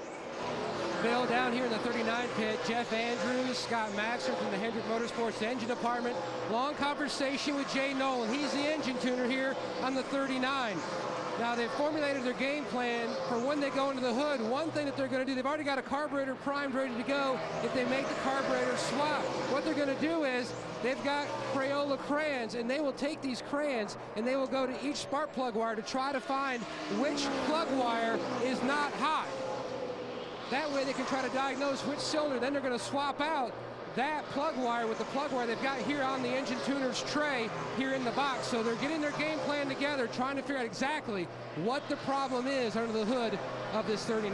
You know, what would your dad or my dad do in that situation? On the, and what? They grab the wire to see if it shocks you. Yeah, if it shocks you, then it's good. Then it's good. If it's not, if it doesn't shock you, it's bad. Don't worry about it. That explains a lot right there. How about it, Larry? Yeah, I mean, actually what they're going to do, I know Matt talked about them taking a crayon and touching a plug wire. What they'll actually do is touch each header, each cylinder, and that will tell them if there's a cold cylinder. And you know, the thing about the carburetor, if you can catch a caution here, you can change that carburetor out without losing a lap. But I've got to believe what they're going to do, as long as the thing is running, and he's still about 16 or 17 seconds from going a lap down, is they're going to try to ride this out as long as they possibly can with the hopes of getting the caution. And going back to that, your dad and my dad would still grab the wires. Yeah, they grab the wires, no problem. Hey, let me ask you a question, Larry. On the issue of the plug wire, and we're looking at it, you know, could it be that the plug wire, and we see the 11 car just pushing him down the straightaway to give him a little bit of something, because 11's got nothing to lose, which is pretty cool, really. But, you know, on the issue of the plug wire, could the plug wire just be leaned up against something because maybe a heat shield or whatever and just burning through and shorting out? And I'll be honest with you, Kyle, I have had a situation here at Pocono, at road courses and short tracks, where a piece of rubber off of a tire would just go up there and knock the plug wire off. That's going to be the first thing, just a visual to make sure they don't have a plug wire that's actually been knocked off the spark plug. 26 cars are on the lead lap. 5 cars are out of the race. Marlin, Blaney, Nemechek, Gilliland, and Carpentier. Edwards is the race leader, but he's going to have to come to pit road early. There's the 99 Aflac Ford of Carl Edwards, because they didn't get enough fuel in it during his last pit stop. It's Elliott Sadler in the 19. We're told it's 5 laps before he comes in, so we'll step out. This is NASCAR on TNT.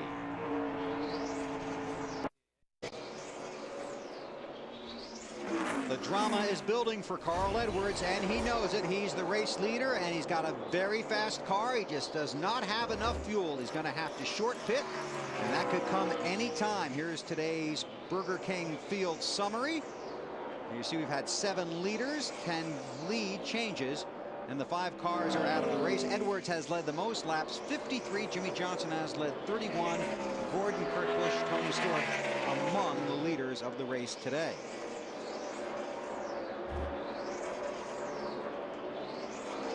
Robbie Gordon right in front. Was that lap faster? That was a 157. 4:27. Last lap was a 34. Yeah, and obviously he tried something different to ask, okay, was it faster? Maybe he got across the tunnel different. Maybe he did something different. Maybe he got a drought. Whatever it may be. But he's trying to figure out what I did that lap. Was it faster? And if it's yes, then he'll do it again. Or try to do it again. How many times do you run a fast lap and then ask if it's faster, and then you never hit it again?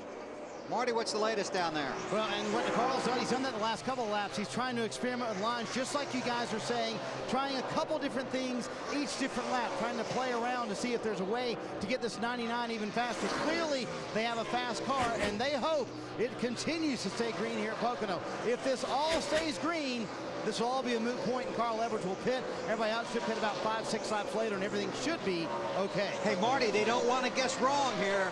Yeah, exactly. They don't want to calculate it wrong, Bill, because if you run out of fuel here, forget about it. You can't get back to pit road, especially as long as this racetrack is. So they want to calculate it correctly. Bob Osborne has given them a couple different numbers a few times, but right now, looking maybe about lap 97, 98 in that range. 97 complete now, 3 laps from halfway. Yeah, you never run out of gas in 3. No, never. Never, ever do you run out of gas at Pocono in turn 3. It's always going past the pit entrance or turn 1. Larry. Well, here I'm going to challenge Marty on they want it to stay green. I don't think they want this race to stay green, because Carl Edwards has been able to run about 31 laps on a tank of fuel. He pitted on lap 76. If they had gotten it full, he could go to 107, which would make it a 2-stop race. But if he's going to pit here about lap 98 to 99, he's still going to have to make 3 more pit stops, and when everyone else pits, it'll be a 2-stop race. So he's going to have to make an extra stop should we go green to the end of this 500-mile race. There's smoke coming out of that calculator. I can see it from up here. Hey, and that's an excellent point, Larry, because last time we had a guy get out of sequence and out of cycle, the rain came halfway through the race, and Jeff Gordon won it because he was out of cycle. Now, what you're saying here is, because he's out of cycle, if the race goes the way it is right now, he'll be 1 more stop than everybody else, and it'll go the wrong way. It's Greg Biffle, currently 2nd. Jimmy Johnson runs behind that Ford in a Chevrolet. Ralph, can you talk Jimmy Johnson now? You know, when you're getting in your car and you want to have a little fun stepping hard on that accelerator and smoking the heights can be a good time if you can deal with the tire bill. However, when you're trying to drive off the corner and keep in front of the guy behind you, it doesn't help you at all. Take a listen to Jimmy Johnson and the problems he's having today.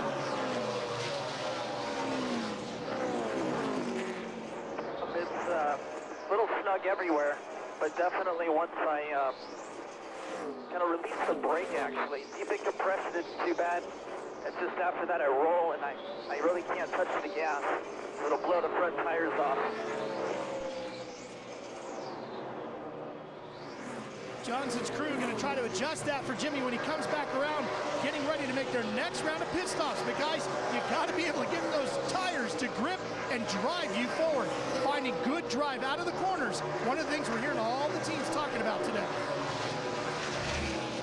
Yeah, that's almost a strange comment, because what he's saying is when he gets on the brakes, he's setting the car on the front tires. When he gets off the brake, it's okay, but when he goes to gas, it just blows through the front tires. So it's almost like it's got too much rear grip for the front because he's just driving through the front tires. Right, yeah, that is. We're at the halfway mark. 100 laps are complete. Working lap 101. And hearing that Carl Edwards could make his visit to pit road this time. There's the 99 Ford of Carl. Leads by this time, nice and smooth, fellas. 2.3 seconds We're ahead out back half straightaway, buddy. of Greg Biffle.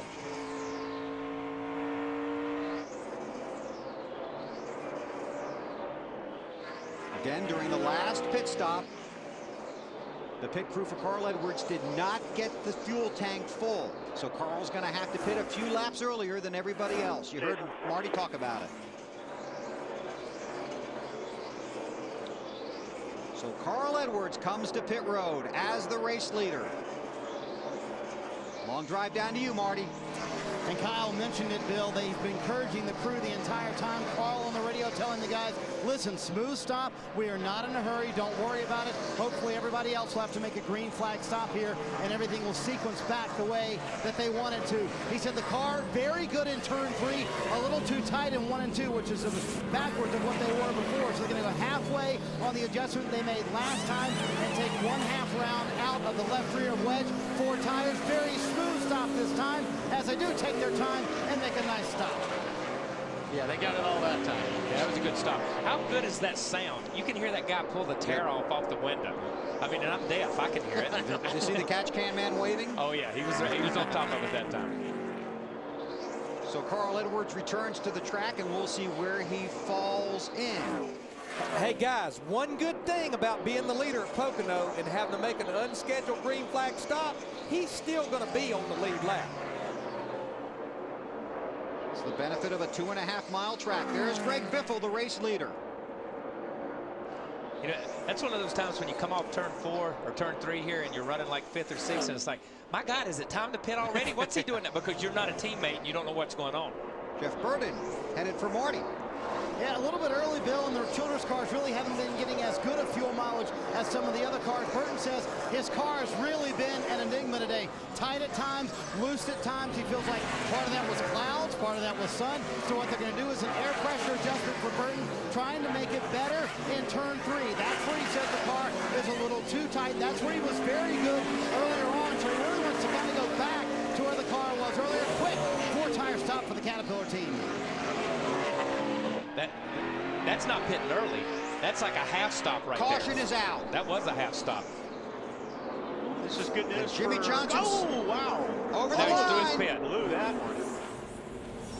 All right, plenty of time. Do your stop now. Do your stop. Ralph.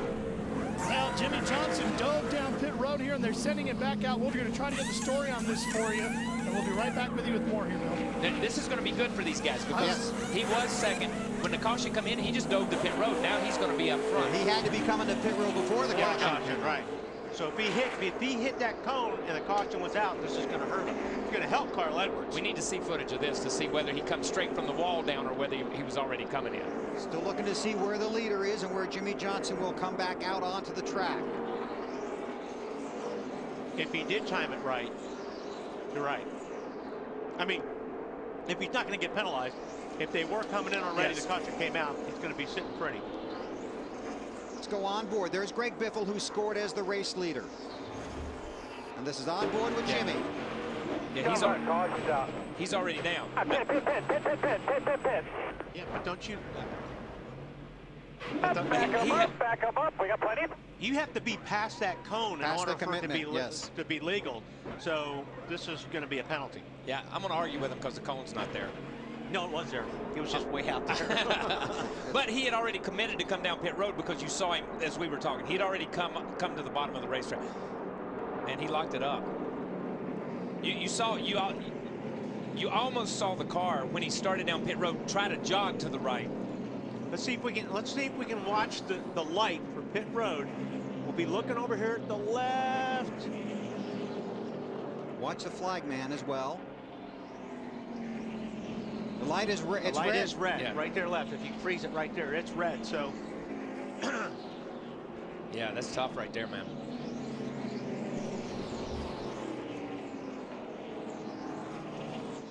So we're under caution. 104 laps are complete.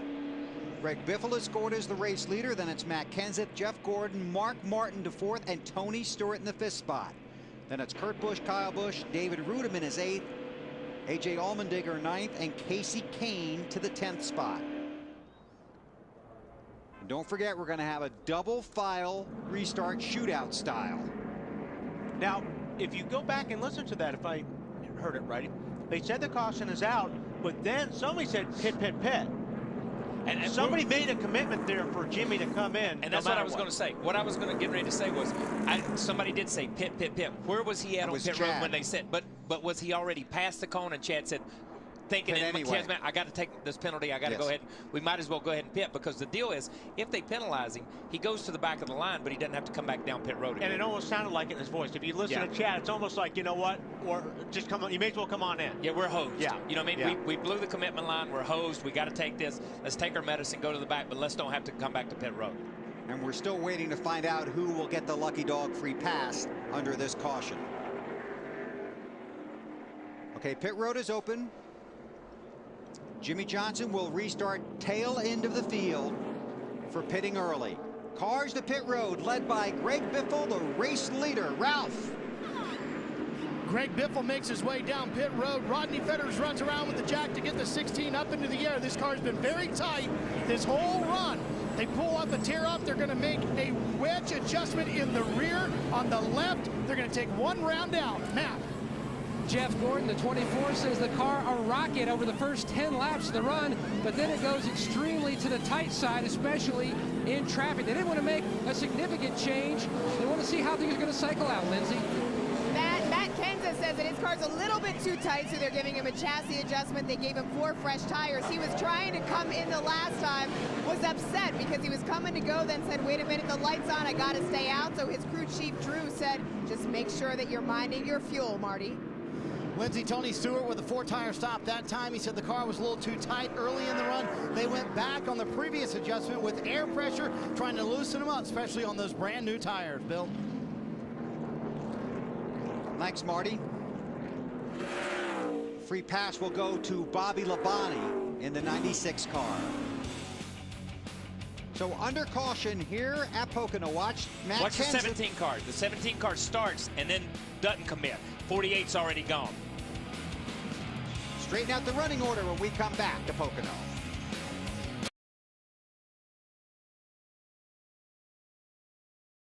Black, we've got you under our wing. Jimmy Johnson is back on pit road. He will start at the tail end of the field. Right now, the field has been given the 1 to go. The 39 of Ryan Newman, too fast exiting. He will also restart at the rear of the field. The pace car just waved around a handful of cars. They have passed the pace car on the front stretch. They are going down the back stretch and will rejoin the field at the back of the pack. And as we mentioned, Bobby Labonte is the lucky dog. Robbie Gordon, Joey Logano, Juan Pablo Montoya, Michael Waltrip got the wave around.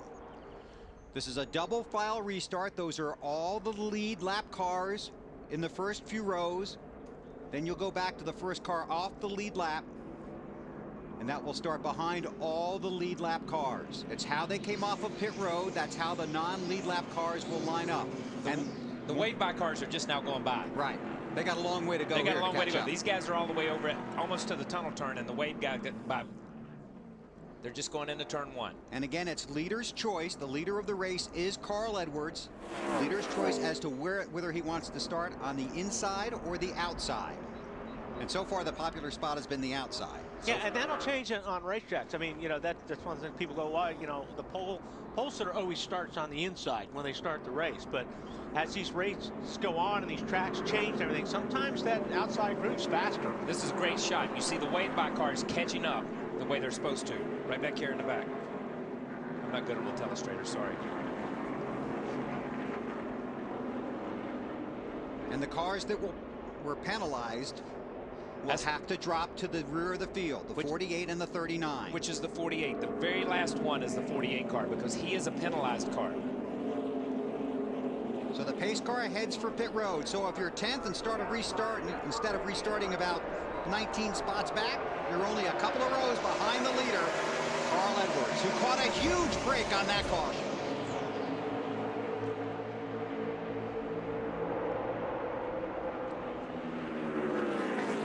So now you've got one of the fastest cars at the rear of the field in Jimmy Johnson. That 31 car struggles on restarts. Yeah, he really I mean, does. he goes down and just goes straight up the racetrack. Look at this. Wow. And remember, these are lead lap cars up here fighting 3 and 4 wide now, not the lap cars on the inside. That's what's cool. The part I like about this rule is that it puts the best against the best on restarts from the first restart all the way through the last lap of the race. Is that Kyle Busch down there? No, that's Ambrose. Yeah. Looked like Ambrose. Well, he down went right to the inside. bottom and picked up a few spots. Yeah. You got to pick them up with on these cars for whatever reason. You have to pick up as many as you can on fresh tires.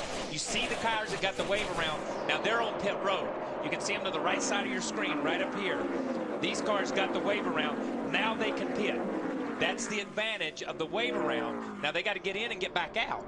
Okay, but at least they had an opportunity to come around and pit. They're back on the lead lap. If you're a wave by car, you cannot pit. You must take the green on the racetrack, which is where these guys are. So it puts you back in the lead lap, but at the same time, you can't pit, which is the penalty for getting back on the lead lap. Right. Now you got to make that pit stop, get back out, and fight to stay on the lead lap. You got to again. hustle. And a place like this, though, it's actually a good payoff because you're going to get back out and not lose a lap. That's going to change at different racetracks. But they're just leaving pit lane right now. Well, it's going to be pretty close. Here comes Carl right now down across the start-finish line. So I think some of those guys are going to be able to stay on the lead lap. Roush cars run first, second, and fourth. Edwards, Kenseth, and Biffle. Tony Stewart's in the third spot. Jeff Burton, fifth. That's Kyle Busch in the 18. Rudiman in the 00. Jeff Gordon in the 24. Oh, my. I think Jeff wants by. Yeah, Jeff's wanting to get back up to where he was in the top 4 or 5, and he's back here racing with guys that he's not been racing with all day. Even though these guys are lead lap cars, he's not been racing with them all day. It's 8th, 9th, and 10th. Then it's Kurt Busch in the 2. I'm going to ask a question here because I really wasn't paying that much attention to the race, even though I'm sitting here in the booth. What was that caution for? Debris in the tunnel turn. Thank you very much. I'm sorry, I'm an idiot. You were twittering. You were busy. I must have been doing something because I was not paying attention. Caution came out, and we were so concerned about Jimmy Johnson being on pit road. I didn't really catch it. I apologize for that. We're here for you, Kyle. I'm sorry. I am so sorry. Some things never change, does it, Weber? Never. How long you and I have been doing TV together? Forever. Mark Martin in the 5. And here comes AJ. 7th spot right there, that 44 car. Inside of Jeff now he's in 6th spot. Yep.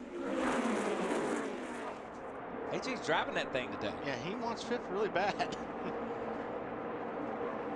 Nice job, bud. Nice job. Well, the Roush cars now run first, second, and third. Trouble with the 12 car. Yep. David Stremme will check on that when we come back to Pocono on TNT. back at Pocono. We're under our 4th caution, and here is why. David Stremme into the wall. Yeah, you see him up there, and Junior's on his right, and Stremme just gets turned right into the wall. And then you see the 48's right there, and I'm not sure, it looks like he cleared the 88, but here's a great angle. On board with Earnhardt. Inside, still there. Keep digging there, come on, keep digging. One inside, clear high, in the middle, all clear. Down to pit road, Ralph.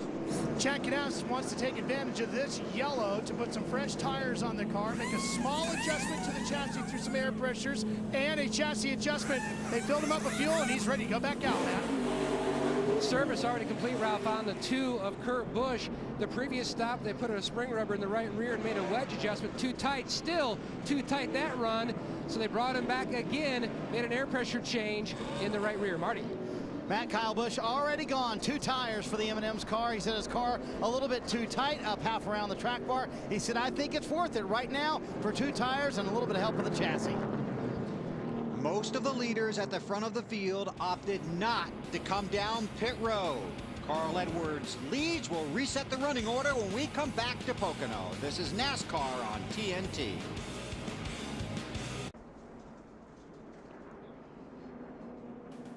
.85 laps to go here at Pocono, working our 4th caution of the day for contact with the wall by David Stremme.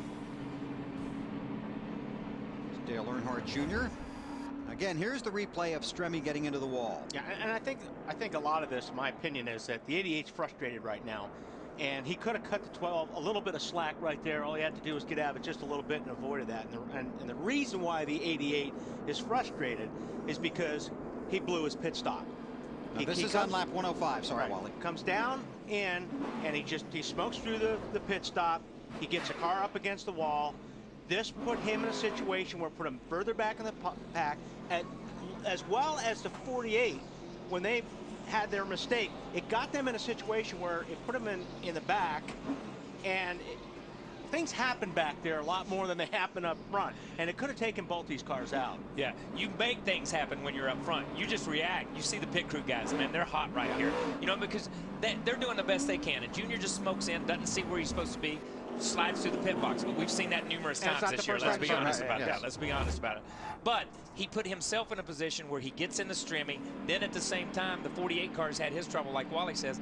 My God, that could have taken out half the Hendricks organization right there in one wreck. And really, the moral of the story, since we say this all the time, you can't, if you make one mistake during a 500-mile race, it can take you not only out of contention of winning, but out of the race. And there's an example where we see the 99 make a mistake, and they catch a lucky break. Yeah. These guys make a mistake, and they got a lucky break too, because neither one of these cars were taken out of the race, but they were in a position where it could have been catastrophic. Ryan Newman and David Stremme too fast on pit road. They'll have to start at the rear of the field. Fans, Off Track with Tony Stewart, presented by Armor All, is an exclusive video series that puts you behind the scenes with racing superstar Tony Stewart. To watch now, go to NASCAR.com/ArmorAll. Tony runs in the 4th position. Okay, I need another stupid question answered. Come on. All right. Did they fix Ryan's car? We've had 2 cautions. Did they change carburetors, or what did they do? I don't really know what they did. We're going to get that. They have. Ryan Newman made numerous stops on pit road. We got that report from pit road, and we'll get you that after they go green. So I didn't miss that report, is what you're saying. You didn't miss it. I didn't miss that. You just weren't listening when they were talking. Those little voices you hear in your head, some of them are actually important. They're all talking to me, but I don't pay attention to half of them. Double file restart shootout style. All the lead lap cars up front. Carl Edwards is the race leader. He's got a couple of teammates around him, and Tony Stewart. And you see Carl move to the inside there to help the 17 car, his teammate, instead of staying out in front of Tony there. That's all the Roush cars down the inside. 3 Roush cars in a row, but now they're 3 wide through 1. Here comes Mark Martin again in the 5. Matt Kenseth in the 17, the DeWalt Ford, inside of his teammate, and here comes Tony Stewart in the 14. Kenseth leads Stewart to 2nd.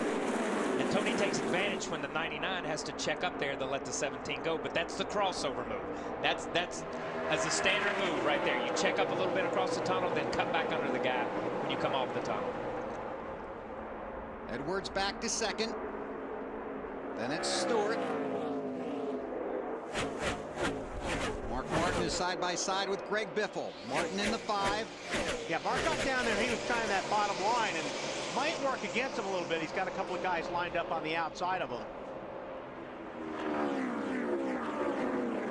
So I think that was AJ in the 44 car. Yeah, how about that? AJ Allmendinger. Pack right there. Look at this mess.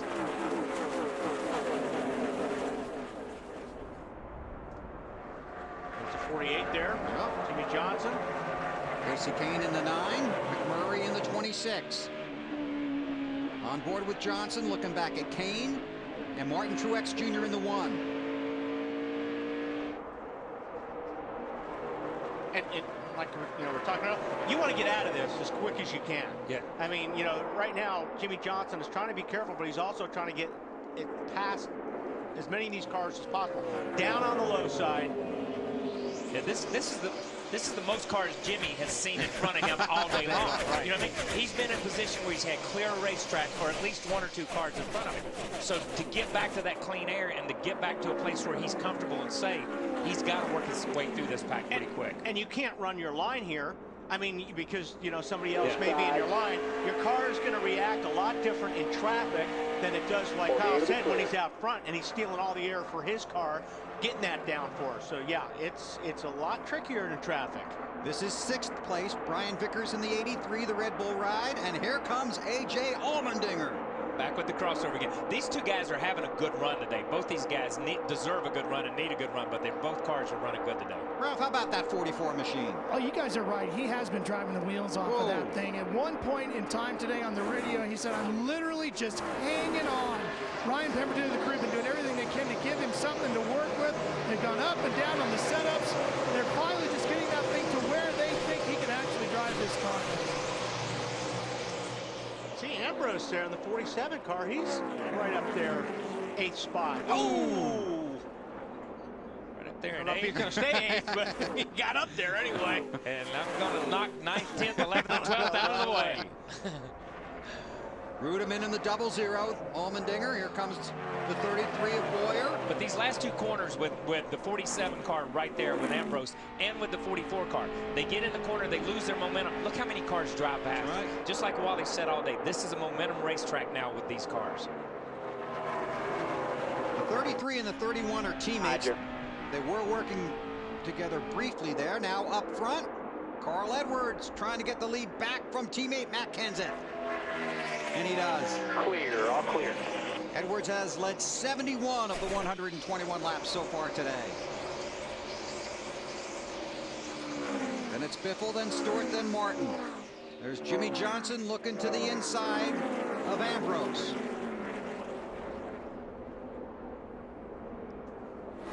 Jimmy Johnson has gained 12 positions since the restart, and that's 3 laps ago.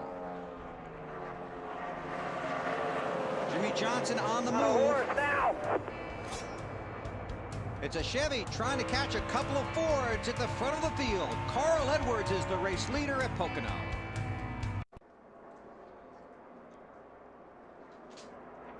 .124 of 200 laps are complete at the Pocono Raceway in Pennsylvania. Carl Edwards is the race leader by 1.2 seconds over Matt Kenseth. Then it's Tony Stewart from 43rd to 3rd. Biffle is 4th. Mark Martin is 5th. There's a pack. Kyle Busch, the 24 of Jeff Gordon, and the 39 of Ryan Newman. And I think if Matt's not busy, he can probably give us an update on that 39. How about it, Matt? Bill, Tony Gibson called Ryan Newman to pit road, count him 6 times. Through a process of elimination, they diagnosed an issue as a bad spark plug in the number 7 cylinder. They changed all the spark plug wires before that. Then they changed the spark plug. He is now good to go, and he is quickly flying back up to the field. He has gone from 26th all the way up to 17th, and still knocking off cars. Back in contention, and Bobby Hutchins, the team manager, said to Ryan once they got the car fixed, patient and smart. 2 words that'll get us back up to the front. And Ryan said, and showing just where his humor was, he said, I might not be smart, but I might be a little crazy. And while you were doing that, he got another spot, got one from Kyle Busch. So Ryan Newman up to 16th. He's gained 12 positions since the last restart. Jimmy Johnson has gained 14 and currently runs in the 9th position. And look at this pack. Harvick, Gordon, Bobby Labonte's in there, Montoya. Right now, let's check out a fresh take brought to you by Subway Restaurants. Subway, fresh down to Larry Mack. Well, Bill, now that we're in the third 50-lapper of this 200-lap race, if you go back to the start of the race, we talked about our race trends or patterns. Now, average, this is the last 8 June races here at Pocono. The first caution has been average lap 20. Denny Hamlin had his problems, so we had 2 before lap 20 with Denny Hamlin on the racetrack. The number of cautions averaged 7 to 8. We've had 4, 2 for Denny Hamlin, 2 for debris. I'd say we might be on track to get to those 6 to 7 to 8 cautions. The longest green flag run in those 8 races, average 54 laps. Remember, we went from lap 16 to lap 103, so we exceeded that. We ran 87 green flag laps, and we actually had 2 green flag pit stops. And trust me, this is the one you want to watch closely. The last caution averaged about lap 189, but in 4 of the last 7 races here, we've had 1 in the last 5 laps. We are not done with cautions, I don't think. After you saw that 88 car, we're not done with cautions. I'll tell you what, keep doing that, and he's going to be one of them. Yeah, he got goodness. Big time loose in turn 2 there. That's Tony Stewart to 2nd, taking the position from Matt Kenseth. And you know, Matt, that's 2 guys. You watch Matt, you realize how smart a race car driver Matt is. When those guys catch him, he pulls over in the straightaway to give them the corner and then gets back in line. So it doesn't affect his lap time that much. Because you know, if you drive somebody off in the tunnel turn and they run you down from a half a straightaway behind, duh, they're faster than you. You know what I mean? So he pulls over, and that just comes with experience. That's a smart race car driver.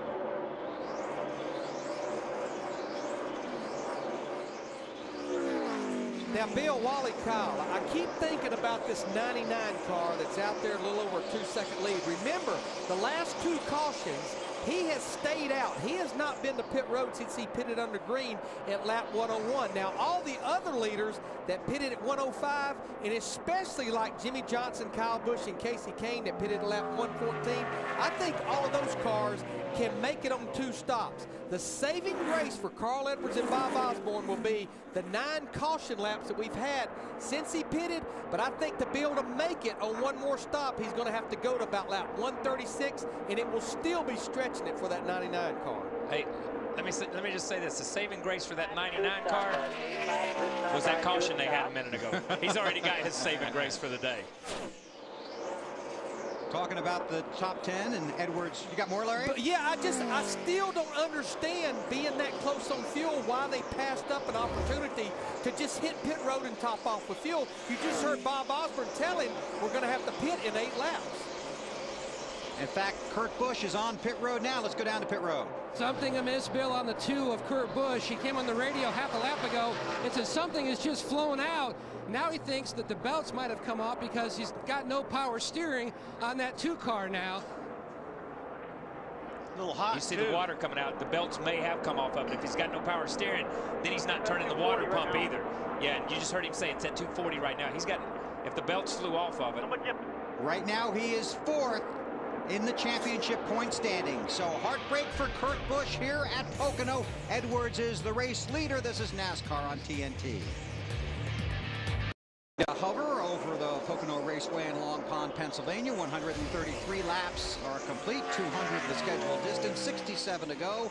Carl Edwards is the race leader. There are 28 cars currently scored on the lead lap. Time to take you through the field. Carl's up front.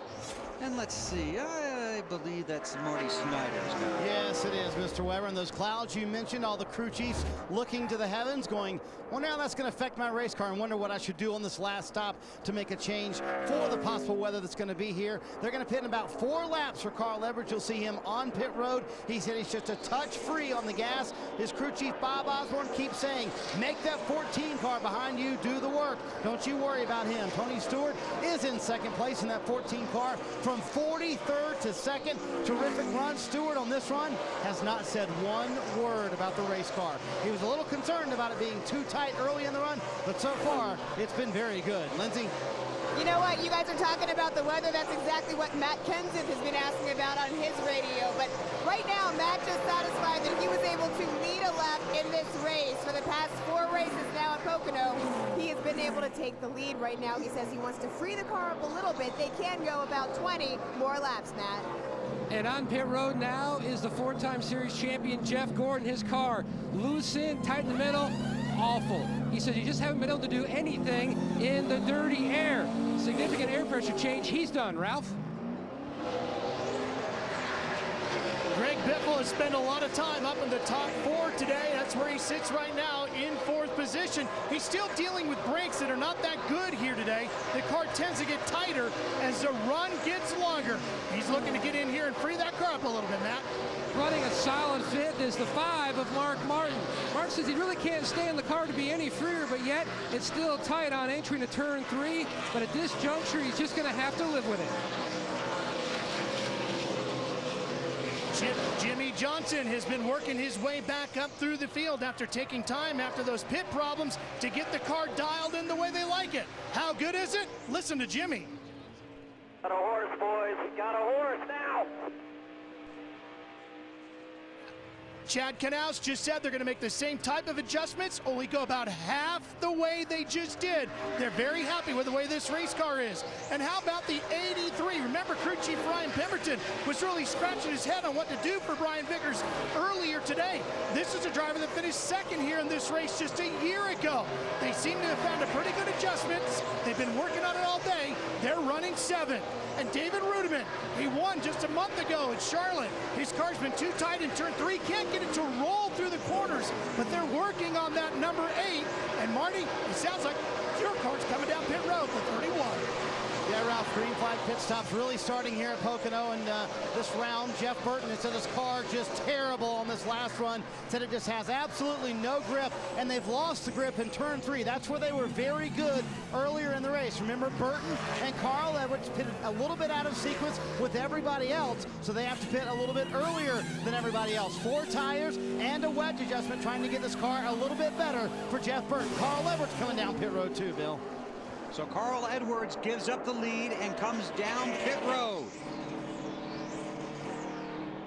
Tony Stewart follows him down pit road.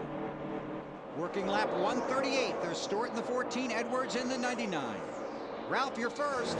Oh, the 48 is in, and things really crazy down here on pit road as Sam Hornish Jr. came in very hot and almost right into the pit box of Jimmy Johnson. They get the car service and fueling is done. They are about ready to go. Marty.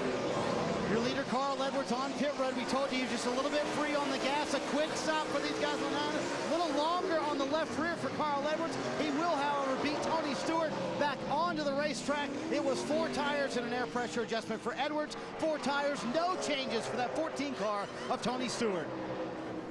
Nice job, Marty. Thanks a lot. There's your new race leader, Matt Kenseth, but he's going to slow down and come visit his guys on pit road.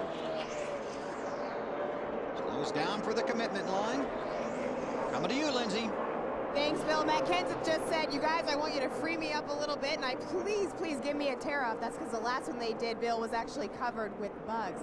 Matt Kenseth right now slowing on, coming down here. The last problem he had, he said he was a little bit too tight, Ralph. Very minor adjustments here for the 16 car of Greg Biffle. Very happy with the way this car's handling. Fuel tires, he's away, Matt. Significant brake dust off that right front when they pulled that wheel off. No changes for Mark Martin. The car is good. We told you before, he just wants to live with what he's got. Marty. Oh, man, so much going on right now. Green flag pit stops, weather conditions changing. Crew chief's talking about that. How do they make that work? Kyle Busch and his car is just no grip off the corners. Hits the gas and wants to kick sideways. Casey Kane leaves pit road behind him. His car has come to life. Much better than it's been early in the race. He's racing towards the top 10. Kyle Busch leaves pit road as well. Boy, we have seen a lot of crews make their cars better today, including this one, Ryan Newman, who is now scored as the race leader, but he's going to slow and come to pit road. We can tell you that for the second time today, Michael Waltrip spun trying to get into his pit stall. He has since been serviced and returns to the track. Ryan Newman headed for his pit stall. Matt, you got it. Bill, what a rebound for this 39 team. Like their sponsor through much of the year, Army Strong. Different colors here today, but boy, they are sure looking strong rebounding. Too tight in general was the complaint for Ryan.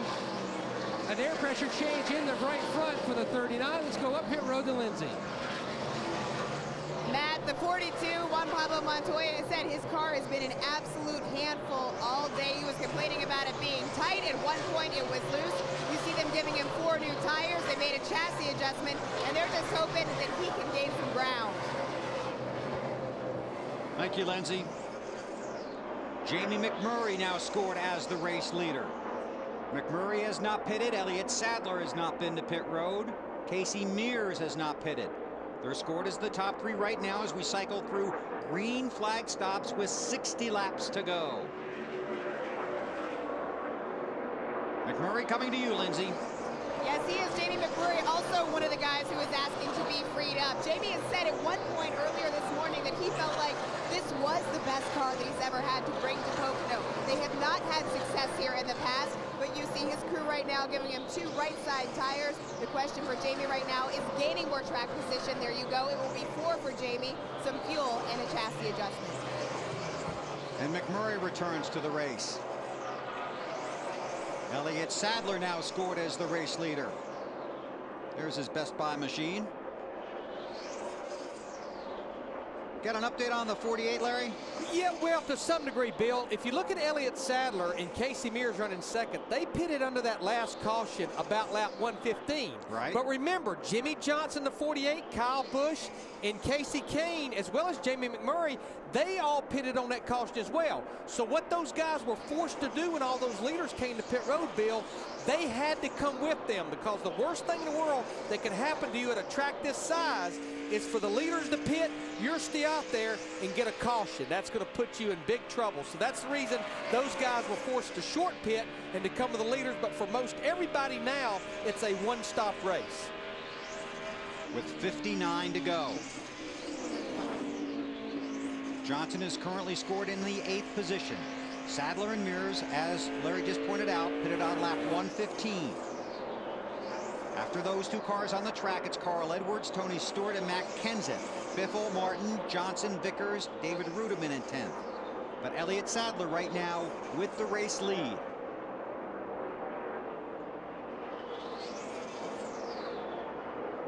See how this works out for him. Here comes Sadler to pit road. So he gives up the lead. Mirror stays out. Lindsay? Elliott Sadler, sad to give up that track position, obviously, but he pulls down onto pit road. Sadler has also been saying his car has been too tight. The guys getting ready on the wall. They're now jumping over. They're going to give Sadler 2 right side tires. He had been telling me earlier that he didn't know Pocono, obviously not one of his favorite racetracks, but Elliott feeling strong about the car that he had.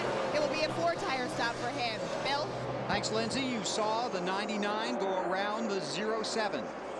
So Carl Edwards takes the lead from Casey Mears, and Mears will probably head to pit road in the next lap or so. So Carl Edwards has led 86 of 142 laps, and he's leading this one at Pocono.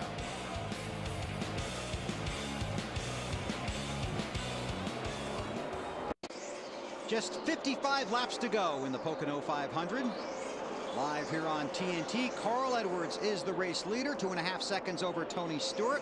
Then it's Matt Kenseth, Greg Biffle, and Mark Martin, the top 5. Jimmy Johnson is 6th. Brian Vickers, David Rudiman, Clint Boyer, and Casey Kane are the top 10.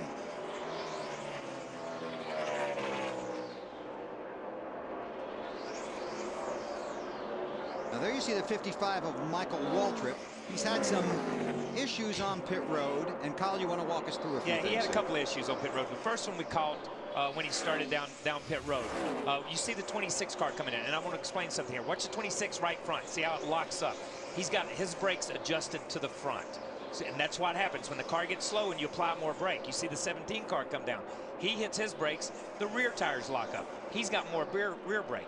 Michael, when Michael pitted this last time, he comes down pit road, and as he exits pit road and comes in, you can see from our animation here, as he comes down pit road, as he gets on the brakes, he's riding the brakes, hits them hard, turns in, too much rear brake, the car spins around. That's twice that too much rear brake has caused that accident. It's not about Michael's driving ability. It's not any of that. He's just got his car adjusted for the racetrack and not for pit road. And when he goes to him hard, it just gets out from under him. That's our Race View 3D animation replay. Get that feature and more from NASCAR.com's Race View. Now for half the price. Check it out at NASCAR.com/raceview. Tony Stewart in the 14. If you weren't with us at the beginning, Denny Hamlin had all kinds of issues at the beginning of this race. Denny in that 11 car is still 22 laps down, but by the team getting it fixed and getting him back out there, he has moved back into the top 12 in the point standings. It was a water pump issue for the 2 car of Kurt Busch, and that Miller Lite Dodge team has worked on that, and Kurt returns to the track, and he has scored 17 laps down in the 37th position. Kurt 4th right now in the championship standings as the cars run on the track.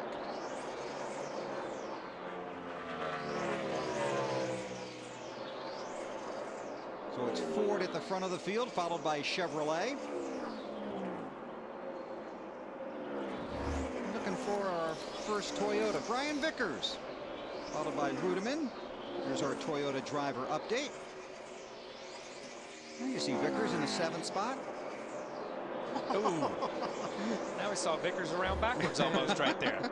He caught that thing. That thing, that's loose getting in the corner. You hear Wally talk about being free getting in the corner and not really wanting to get it in the corner. That's free getting in the corner.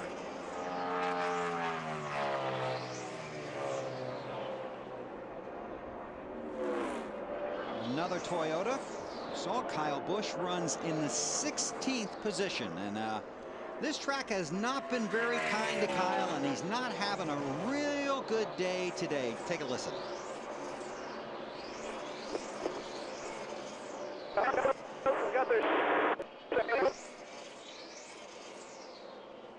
Well, we'll try that again. We'll work on that. Maybe he just beeped himself. Maybe that's what that was. He was monitoring himself. But he was not very happy with how the car the transmission that we heard him when he was talking before was, this car's got no forward grip. I've had it. I didn't have it last week. I didn't have it wherever we were the week before that. You know what I mean? Basically, he couldn't. He's so frustrated he can't even remember the last 3 races we run. But the good thing is he's got a lot of horsepower. Got tons of horsepower. He just can't get it hooked up. And the funny part is I can't get it hooked up, but I've won more races than anybody else this year. What's wrong with you guys? But that, that's just frustration. That's the frustration of coming out of last night, and he had such a great car last night.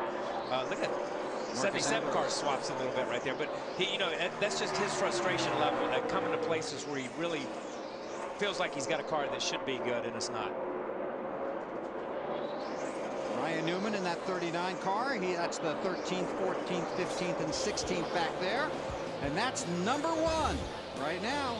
The 99 up front. Less than 50 laps to go here at Pocono Raceway in Pennsylvania, and there are battles all over the track. That's the 83 of Brian Vickers, the 00 of David Rudeman. And here comes Clint Boyer in the 33. That's Casey Kane at 10th too. Yeah, he's catching his crowd. The 83 and the 00 were side by side right before we went to this shot, which allowed Clint to jump up in the middle of them. So that, and you see that all the time. You get 2 guys, you get to dicing with one guy, and there's nobody in your mirror, and the next thing you look up, there's 20 guys waiting in line to get by you. That's 7th, 8th, 9th, and 10th on the track. Chasing Carl Edwards, who has a 3.8 second lead over Tony Stewart with 46 laps to go. Vickers has had a good run. This is another good run for Rudeman, who got the win at Lowe's Motor Speedway. And a strong showing for a Childress car with Clint Boyer in the seat. You know, they call Ruderman the franchise guy, okay, and he's the franchise. The franchise means they can build something on this, and he is building a great foundation for Michael Waltrip Racing over there that they can move forward. What are you working on, Larry? Well, I've been watching Clint Boyer in this 33 car, and of course, you know, they started the season out so strong. When they finished 5th at Martinsville, they were 2nd in the points. Their best run since Martinsville was last week at Dover when they finished 11th. Well, Kyle and Wally will relate to this. NASCAR has a random inspection car, and it just happened that it was the 11th place car last week after Dover, which was a 33 car. NASCAR took this car from Dover. This team did not get this car back until late Tuesday afternoon. This is the same car. They turned it around in about a day and a half and brought it right here to Pocono. Sometimes what these teams do at the shop is just amazing. Getting the cars prepped, and a good example this week is certainly Tony Stewart's guys. Yeah, they had a great backup.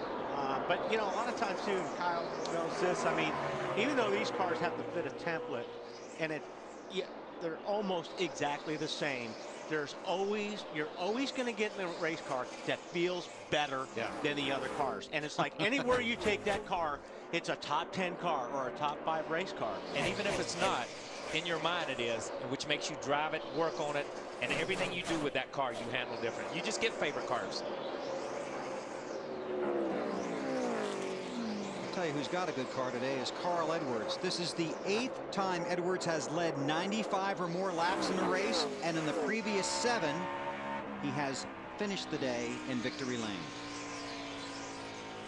He's 3.5 seconds ahead of Tony Stewart. Coming out of turn 3. And these guys are all of them are turning right a couple of times in the middle of the corner. They're saving all the race car. Yeah, they're all driving. You know, before we went, 64. and that's a lap time, and he gives it to him. 61 behind. I walked on somebody. Yellow's out. Caution for Yellow's debris. Out. That was me. I was getting ready to tell you it was coming. Debris over here in 3 and 4. Rodney Wise, Rick Monroe in the flag stand for NASCAR. So 43 to go. But you heard that was interesting. He said 61. He said somebody walked on me, and Carl said that was me. I was getting ready to tell you that there was debris in 3 and 4, or up here in 3. So that's pretty cool that, you know, these guys saw it and they called it. Lucky dog goes to Michael Waltrip. So he will come around and be the 28th car on the lead lap. 5 cars are out of the race. Carl Edwards is the leader, then Tony Stewart, Matt Kenseth, Greg Biffle, and Mark Martin. And I want to say something about the lucky dog and that kind of thing. We've got more cars on the lead lap now than we normally would have under the old rules. That's right. All right, we'll see what happens along pit road when we come back. Welcome back to the Pocono 500. Pit stops are underway. Greg Biffle has no brakes. He's loose everywhere on the racetrack, and he told his crew chief, Greg Irwin, if you can change it, I need it fixed. Outside of that, everything's great, Matt. No changes for the 5 of Mark Martin. His teammate Jeff Gordon stayed out because he senses rain in the area. To Lindsay. Matt, you just saw Matt Kenseth come off pit road. His best finish here at Pocono was in 03, the only one of his Roush teammates to have a win. They gave him a track wear adjustment, 4 fresh tires, and fuel, Marty. Quick stop for Carl Edwards. The car was a little bit loose on throttle, quarter round in the left rear to tighten him up, but a quicker stop for Tony Stewart and his crew. They win the race off pit road. 4 tires, no changes for the 14 team, and rain starting to fall just a little bit here, Bill. You know, you want to be careful who you're racing off pit lane to get the lead. Or no, I guess you do get your choice. But you get your choice. You get your choice. Yeah, you get your choice. The first 2 guys get their choice. But yeah. If you're third or fourth, you want to be on the outside. Yeah. If you're 5th or 6th, let that guy have that position. If you want on the outside, who cares? It's one spot. And a driver's going to need a lot more help with that. Than, a lot more help. A lot more help. But still, that's a great shot right there. Difference. You saw how all these guys come into their pits and where they're at in their pit box and how they exit. See the 99. Tony just rolls off the end of pit road. And again, qualifying here was rained out. The field was set by the rule book, so that put Tony Stewart #1 in points first on the grid. He got to make the pit stall selection, even though he lost a car in qualifying. That pit selection just helped him there. Little bit of light rain, but a little bit of blue sky too. Under caution at Pocono, just 41 to go.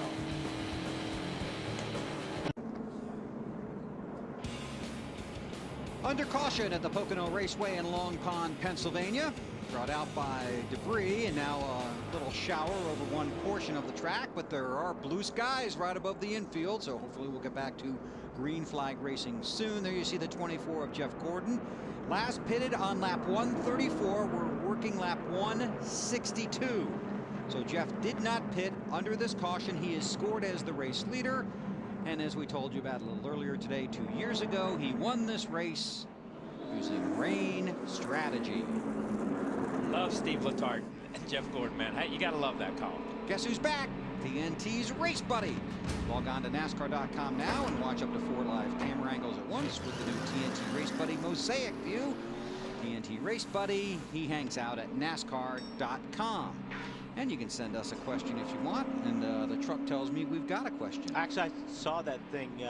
Really took a look at that. The Race Buddy? It's really cool. It really is. Here comes a question. Is regular air or something else used to inflate the tires? It's helium. What? Helium. No, helium. That's actually nitrogen. What are you saying? What is that? It's that stuff you think out of a balloon. Yes, that's exactly right. And the reason for that, it's more consistent heat-wise. It's more consistent air. The air that we used to use has moisture in it, and as the moisture gets hot, then the tires build up a lot more. So they went to the nitrogen to keep the buildup in control, and that was Goodyear did a lot of work on that to come up with that for these guys. And you can also get that now for your tires and in your passenger cars nowadays too as well. That's what I hear. I didn't know that. You can? Yes. I went to that NASCAR garage. That's what they say at NASCAR garage. Oh boy, it's going to be a long 6 weeks. Under caution, Jeff Gordon scored as the race leader, but Tony Stewart won that race off of pit road. We'll turn off the rain and hopefully go racing soon.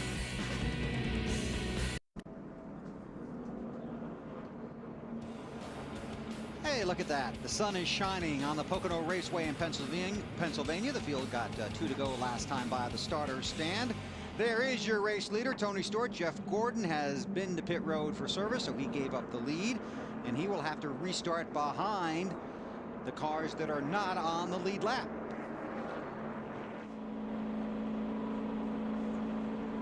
Time now for our AT&T pit crew of the race. Larry Mack, is this these your picks here? Well, it is. I mean, I think the obvious is the 14 crew led by Darian Grubb sitting up there leading the race, won the battle off pit road that last time, and doing it with a backup car. Look at the Kenny Francis-led team, the 9 car of Casey Kane. They had the throttle problem. Now they're sitting there running up in the top 10 and 8. And then think about Ryan Newman, Tony Gibson, the 39 car. Change the spark plug under caution, and they're still on the lead lap, solidly up in the top 15. Well, how about a pit crew interview?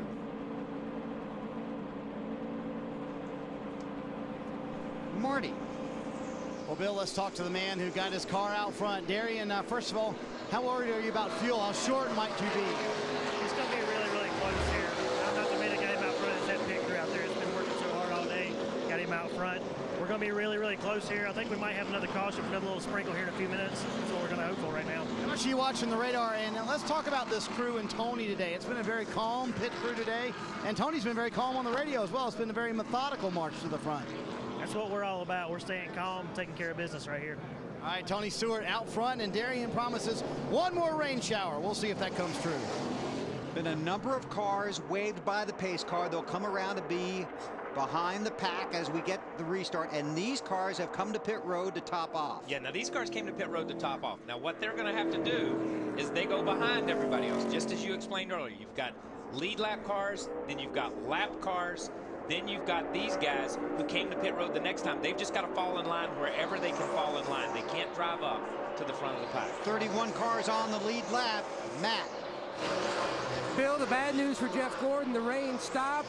We're getting ready to restart the race. The good news, they came in and pitted. They can go the distance. As soon as Jeff left pit road, Steve Letarte put him in fuel conservation mode. The 39 of Newman came in and topped off, as well as a few others. But the cars up at the front, Letarte told Gordon they cannot make it. The 24 feels like they're sitting in a pretty good spot. Thanks, Matt. And just to put a period on Larry Mack's deal, fans, we want to hear from you. Cast your vote for the AT&T fastest pit crew of today's race.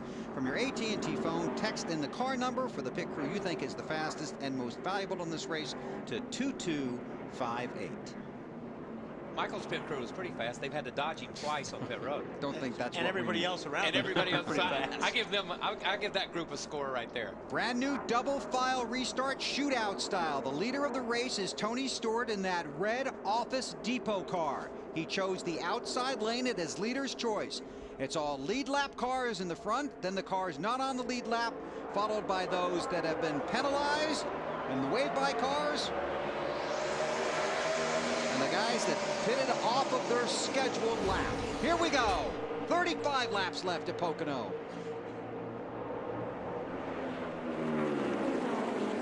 Okay, and what I was trying to explain earlier before I was tripping over my tongue, Greg Pitbull raced Kansas really hard, but came out third. He had to start on the inside. Look where he's at now. The outside is where you want to restart on these races.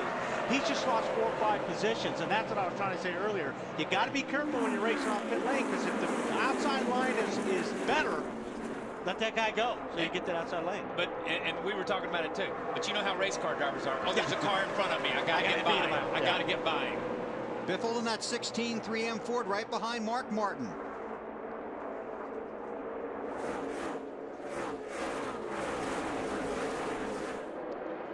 Look at this. Kenseth, Kane, Boyer. Tony Stewart is the leader. Carl Edwards runs second. Then it's Jimmy Johnson. Then this 3-wide battle as they head for one. You know, this is the first time the 9 car's seen anything close to clean here all day long. So we don't know what he's going to do. This is a new guy in the mix because of the double file restart rules. It's a new guy in the mix. And that looked pretty strong right there for Casey Kane. That was a pretty strong move. 3 of the wave around cars have been on and off of pit road. They're at the rear of the field. We check with Marty. Well, recall Casey's day guy. He had a terrific car early on, came to pit road, had a sticking throttle. They had to pull up the hood, fix that. His car since then has gotten progressively better. The last 2 stops for Casey Kane, no changes. Clearly the car very good here at the end of the race as well. Coming to 33 to go.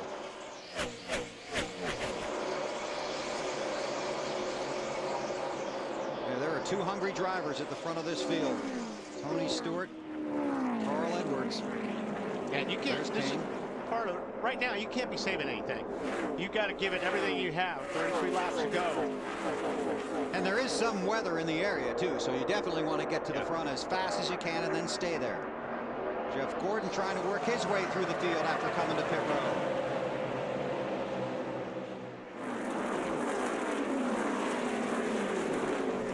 Okay, there's something strange happened right as we went back green. The 96 car came down there with Bobby Labonte. He was a lead lap car. I don't understand why he pitted. Maybe Larry can answer that question. Why did he come in? They're saying that they came in to top off. Why didn't they top off under the caution? Why did they wait that 1 extra lap? Unless probably they think, opens a window. Unless it was that 1 lap they needed to get into the window, but they lost so much track position by staying out that 1 extra lap. Yeah, but Wally brought up an excellent point during the commercial, is that some of these cars that are doing that, they're handling so poorly, it's not going to make any difference where they run. They bring it up on the air. That's exactly right. They are handling. Honestly, I think everybody out there is going to be really, really close on fuel. Even those guys that topped off at lap 164 I agree. with 36 laps to go. I think it's close on everybody. I think this, you really want this to stay green because this is going to be exciting. If it stays green all the way to the end, there's going to be littered cars all over the racetrack just sitting there begging for fumes, really. 32 to go. Mark Martin in the 5, the 39 of Ryan Newman. Then Rudeman and Truex Jr. That's 9th, 10th, 11th, and 12th.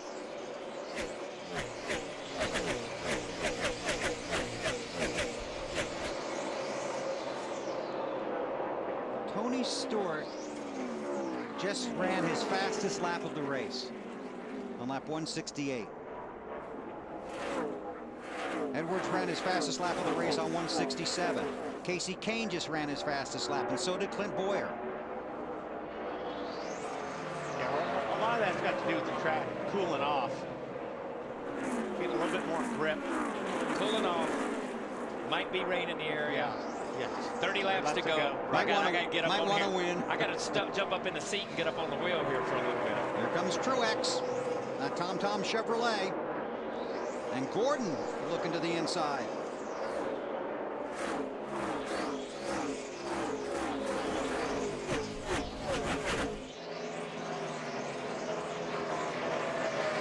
Battling with that M&M's Toyota, Kyle Busch.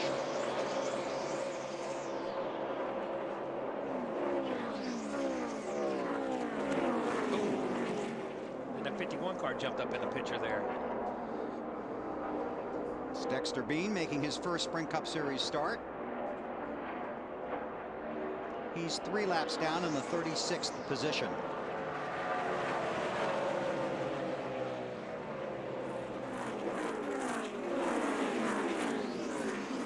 We've reached the 30 to go mark.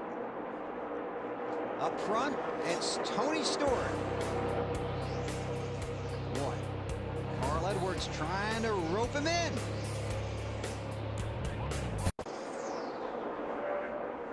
Three races this season have been won by a driver that had to go to the rear of the field before the start of the race. Matt Kenseth did it in the Daytona 500. Kyle Busch did it at Las Vegas, and Brad Keselowski at Talladega.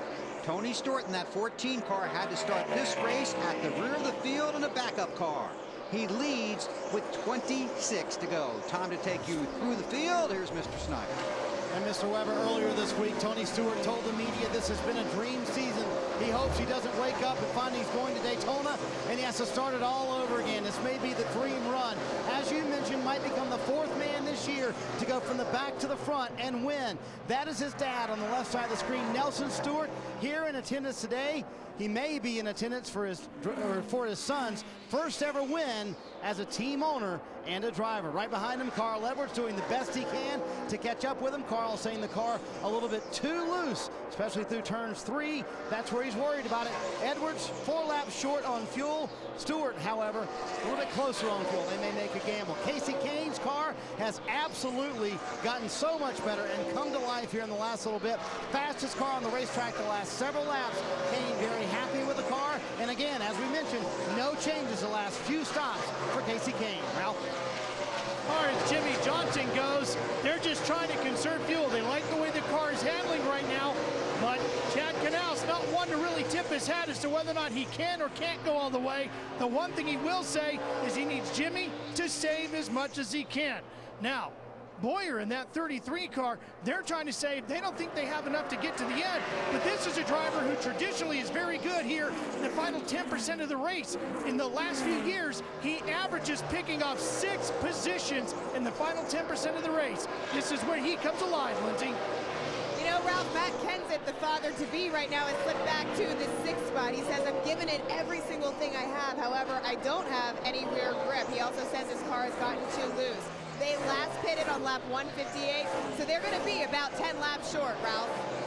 Greg Biffle's car was way too loose. They put the setting back to where he likes it, so the car is handling okay. Now it's a question of fuel. They feel like the 16 is going to be right on the edge. If Greg can work that throttle enough, Matt, and save a few ounces, he might make it to the end. If you're a Ryan Newman fan, today has been an e-ticket ride. He started 5th. Then he fell outside of the top 25 with a broken spark plug. 6 pit stops. They got the car back in contention. Then Tony Gibson called him to pit road under the last caution to top off. At this point, Tony Gibson says it is too close to call. They are right on the line of making it to the distance. So there may be a Stewart-Haas car in victory lane, and it may be the 39. Ralph? Well, David Rudiman used rain to help get the win in Charlotte at Lowe's back in May. He might be using fuel to get a win here today. The 00 is one car inside the top 10 who can go past the 200 lap mark, Marty, if he needs to. Martin Truex Jr., however, Ralph, not so sure about that. Very close on fuel. Probably did not have enough to make it all the way, but the car much better in the second half of this race. They really battled a very loose race car early on. They've worked on it every stop and have gotten much better. Right, Matt? Well, when you look at Mark Martin in that 5 car back in the 11th spot, and remember, 44 starts here at Pocono. He's never been to victory lane. He's one of the guys I think that will not be able to make it, so unless we get a caution, he'll probably be 0 for 45. But his teammate, Jeff Gordon, in the 24 car, remember, they topped off at lap 163 with 37 to go. Could Steve Letarte be not worried about winning the race as far as outrunning people, but out-strategizing people? Kyle Busch is 13th, then it's Marcus Ambrose, Vickers, Logano, Allmendinger, Burton, and McMurray, the top 20. 178 laps complete. 10 of the last 12 races here have had a caution after lap 175. Father's Day a couple of weeks away. Unless maybe you're that man, it could be today.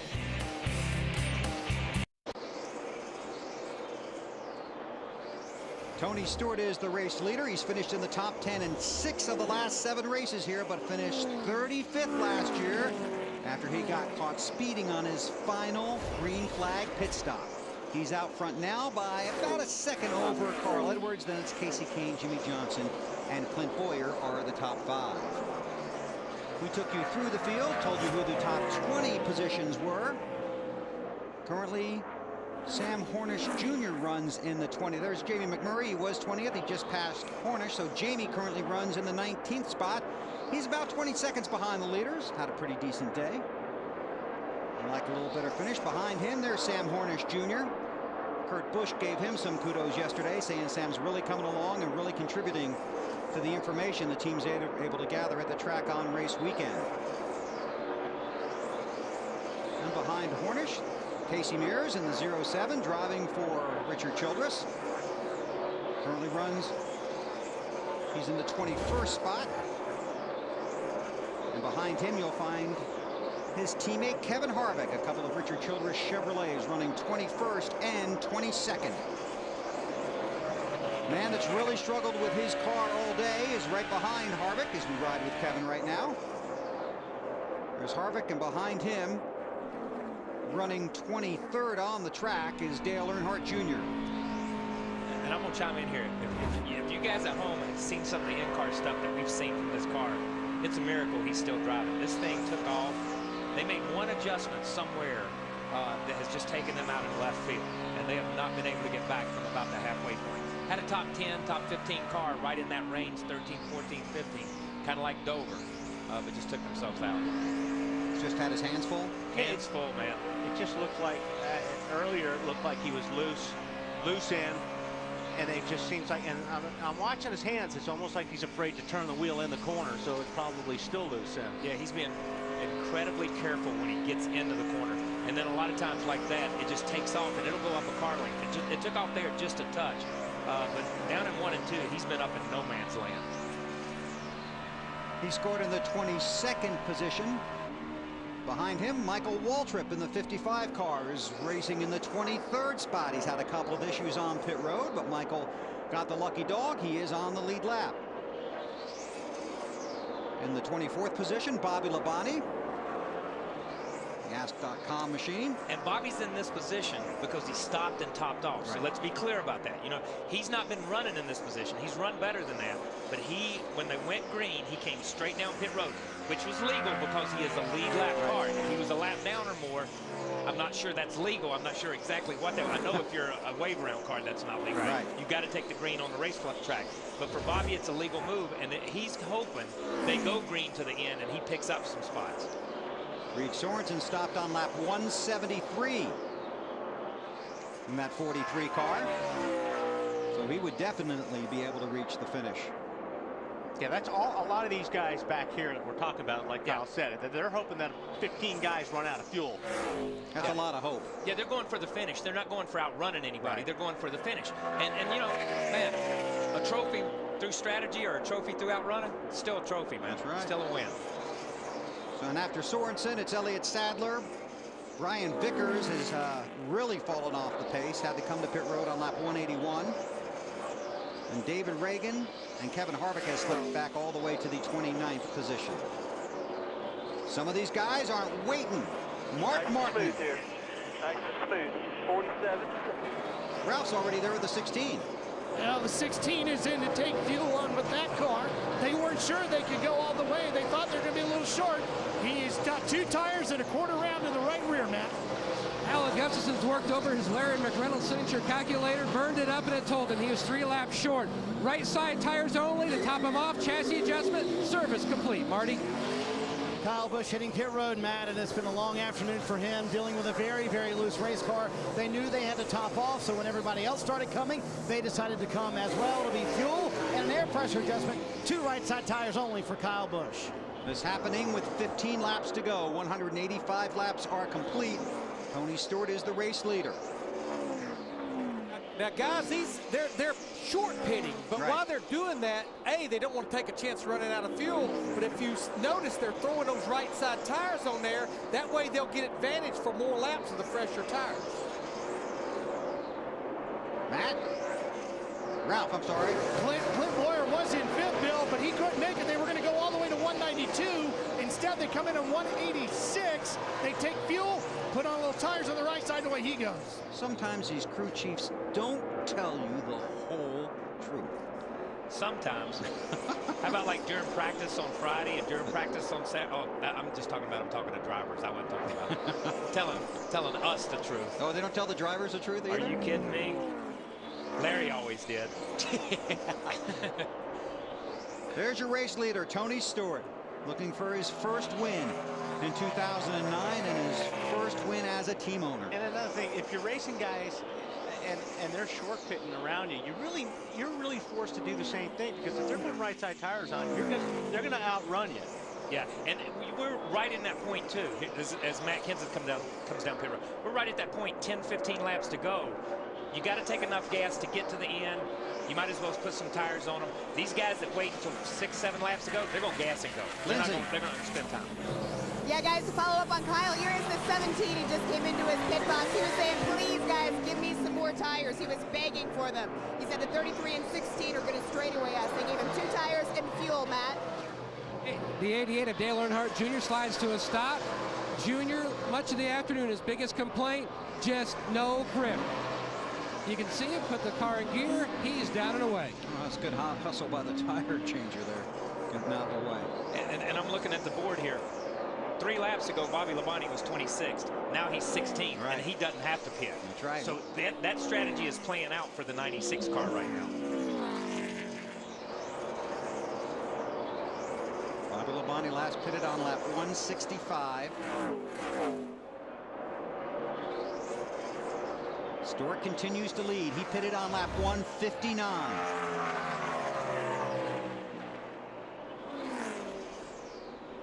He would need 40 laps plus on a fuel run. That's asking a lot. Take a quick break. Come back to Pocono on TNT.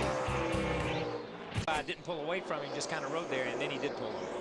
While we were in break, Casey Kane gave up a top 5 position and came to pit road.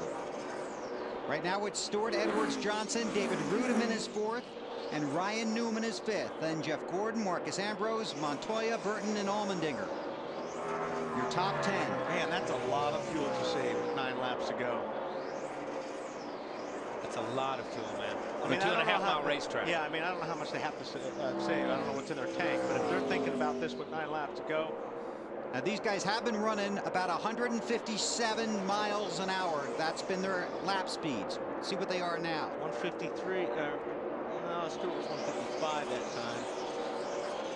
Some of these guys are running 153. Edwards at 153. Johnson at 155. You know, there's these straightaways are so long. You got to run down these straightaways. Yeah. I'm sorry, it's not ease off getting in the corner and save a bunch of fuel like that. The straightaways are so incredibly long. You're in the throttle and you're using gas. Sorry. Now it's time for the NASCAR Sprint Cup Mobile Monster Moment. And let's give it to the 14 crew, not only for the work they've done on pit road, but for that pit stall. And that got Tony Stewart out front, beating Carl Edwards off of pit road and giving him the lead. Stay tuned to all of the in-car audio, live radio broadcast stats, and more with NASCAR Sprint Cup Mobile, only from Sprint, only on the Now Network. Visit sprint.com/speed to find out more. Let's get more from Marty. And guys, guys, what's going on is a little monkey see, monkey do down here. What Tony Stewart's crew saw was that Carl Edwards' crew was slowing down, or Carl Edwards was slowing down on the racetrack. Bob Osborne told Carl Edwards, slow down. I don't want to see anything under a 58-second lap. So Carl has taken a lot off his time. Subsequently, Tony Stewart has slowed down. In fact, Carl Edwards just asked on the radio a moment ago, should have let the 48 go by me. They're playing the fuel strategy, Tony Stewart as well, hoping they can all hang on and finish all 200 laps. 7 to go. This is going to be amazing. Larry, I can't believe this. Well, guys, let's just think if we're trying to save 4 laps of fuel, which is what we have heard the 99 car's trying to do. This is a 2.5-mile racetrack. That's 10 miles. Go back to the beginning of the pre-race show when I talked about miles per gallon. If you're getting 4.6 miles to the gallon, you're trying to save over 2 gallons of fuel. And guys, Bill, you pointed it out. What did you see on the scoring monitor when we went back racing at lap 165? Some of the fastest laps of the day. 168, 167, lap 167. You're right. And when you're running faster, you're using more fuel. Now I know they've slowed down now, but this is going to be interesting in the next 6 laps. Okay, let's get more on this on the 24 situation. Matt, that you? Bill, we've documented the storylines with Stewart, Edwards, and Johnson, but the gentlemen 4th through 6th, that may well be where the biggest storyline of all comes from. This was Jeff Gordon's conversation moments ago with crew chief Steve Letarte. 39 can make it, right? He's going to have to go longer than us. Everyone in front of us is going to have to go longer than us. How much did you save when you left pit road? You saved you a bunch on that one yellow we had? Did you part of it? I thought the 39 started behind us. He come on and topped off, Stevie. 39 came lap after us, okay. 44, he's behind us, don't worry about it. 39 at 00, push them both. Those are our 2. Keep pushing them. Do not let them pedal, man. They're going to have to. They're trying to save. Don't let them. The 2 cars in front of you. Run them down. At this point, Steve Letarte's calculator, too close to call. They may be half a lap short, but they're going for it, just like you heard him tell Jeff Gordon. Thanks, Matt. Fantastic conversation there. That's incredible. Steve Letarte smells blood in the water right there. He's like, push him, boy, push him. Go get him. And even if he doesn't believe it, he wants Jeff to believe it. He wants Jeff to believe it, and that's what crew chiefs are good at. On board with Tony Stewart. See if you can see anything here. Well, it's not what we're going to see, it's what we're going to hear. Unless he's reaching up and cutting it off down the straightaway, okay? Because I'm That's telling been you, done. Man, that has been done under caution. But I don't know how you would do it here. There you Let's just watch him and listen. He's going down the straightaway. Oh, he lifted way early. So he's floating that car in an extra and using no brakes. Feet. And using no brakes. Yeah. He's just floating in there and using no brakes now. Marty? And as you would imagine, Tony Stewart, ever the racer, is only quote on the radio, I hate racing like this. Yeah, he won't hate it if he ends up in victory lane. No, but it's incredibly hard to break that rhythm this late in the race. His rhythm has been to certain marks, just like Wally talked about earlier. There's marks on the racetrack you want to get to.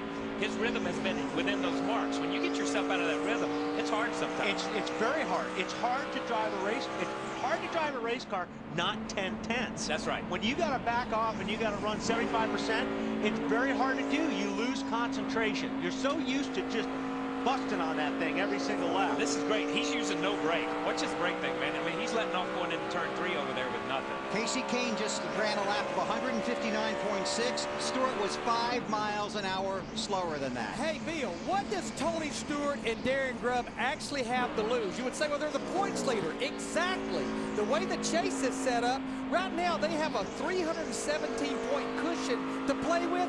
Why not roll the dice and go for it and try to get those 10 bonus points? Yeah, it doesn't matter how fast some of these guys are running. They're 30-some seconds behind. Right. They ain't going to make up 30 seconds in 3 laps. But it gives you an indication of how much Tony's letting off. Look at that. Look where he lets off, man. He's halfway running the short shoes. Look at him right here. Listen to this thing let off. Becoming to 2 to go when he gets to the line. Wow. And you're saying he doesn't have to use the brakes because he's going 20 miles per hour slower. Yeah, he's going so slow in a straight line, but he's rolling through the corner almost faster than what he was. Last owner driver to win a race, Ricky Rudd at Martinsville in September of 1997. And you're looking at your fuel pressure gauge right now more than you're looking out the windshield. You're just watching that needle, hoping that it's not going to dive. But you're looking at it, not wanting to look at it. You don't even want to glance over in that direction, man. Less than 2 to go. Edwards is 4.4 seconds behind, running about the same speeds as Stewart. All clear, 40. That's second and third. This goes on 4.5 seconds behind Tony. Boy, and they're coming. Real slow. Is he out now? Or is he going to fall in behind the 90? I think he's going to fall in behind. Try and get a toe. He'll be coming to the white flag this time. I don't think he's running fast enough to get a toe. Well, at some point when they get in your mirror, you got to go. Yeah. I mean, you can't save fuel forever. When they're 3 or 4 car lengths, you're just going to have to drop the hammer and hopefully you don't run out of gas. Yeah, they're all gonna have to go at some point in time here when they throw the white flag. Tony Stewart down the front stretch. White flag, last lap. This will be the last lap of the race. Now you want to run this lap so hard you can't see straight, but you still got to save it. You still got to save a little bit. He's still got a pretty good cushion. I think once he gets to 2. Johnson to second. Johnson to second here. 2.5 seconds behind. Can't take the racer out of Carl, though. These guys are not saving fuel right now. No, they're not saving fuel. Carl drove right back up under him. That's just shooting him at 6 back to anything else. That's for second. If Stewart runs out, that would be for the win. Clear. Tony in turn 2. Boy, they're barreling down on him now. It's a long way from turn 3 to the start-finish line, though. Look at him looking. Tony Stewart out of the final turn. Made the big move in the offseason. Here he comes. To go over to Haas Racing, take over part of the ownership, and Tony Stewart's going to take that team to victory lane. 48's out of gas. See him on the inside there. Listen to the crowd, man. He ran out of turn 2. That's incredible. God, I'm proud of you guys. You make me look like a damn genius trouble in here. up 4. Casey Kane. One car around Kane, able to hang on to it. And here he comes across the line. You guys. Flat tires. Tony Stewart last pitted on lap 159, and he made it last to the end. Edwards, Rudeman, Jeff Gordon, Ryan Newman, Ambrose, Johnson, Montoya, Burton, Sam Hornish Jr. gets a top 10 finish. So congratulations to Tony Stewart. This is going to be a fun victory lane. It's amazing all-around effort. Lost a car in practice Saturday, got the backup car on the track, got it some laps, started at the rear of the field, and now he's going to victory lane. Tony Stewart, 31 of his 34 wins have come in June or later in the season. This is 370th race. His last win was Talladega 19 races ago. It's his second win at Pocono, and he even improved his lead in the championship standings to 71 points over Jeff Gordon. That's a victory flag he's going to hang on to for a long time.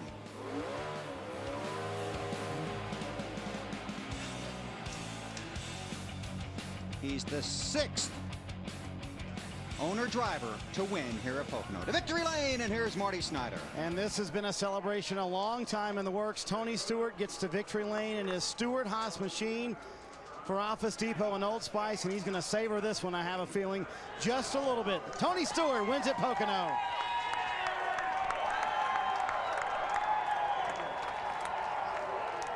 With his dad here and his Bobby Hutchins, one of the team managers at Stewart-Haas, Eddie Jarvis, his longtime business manager.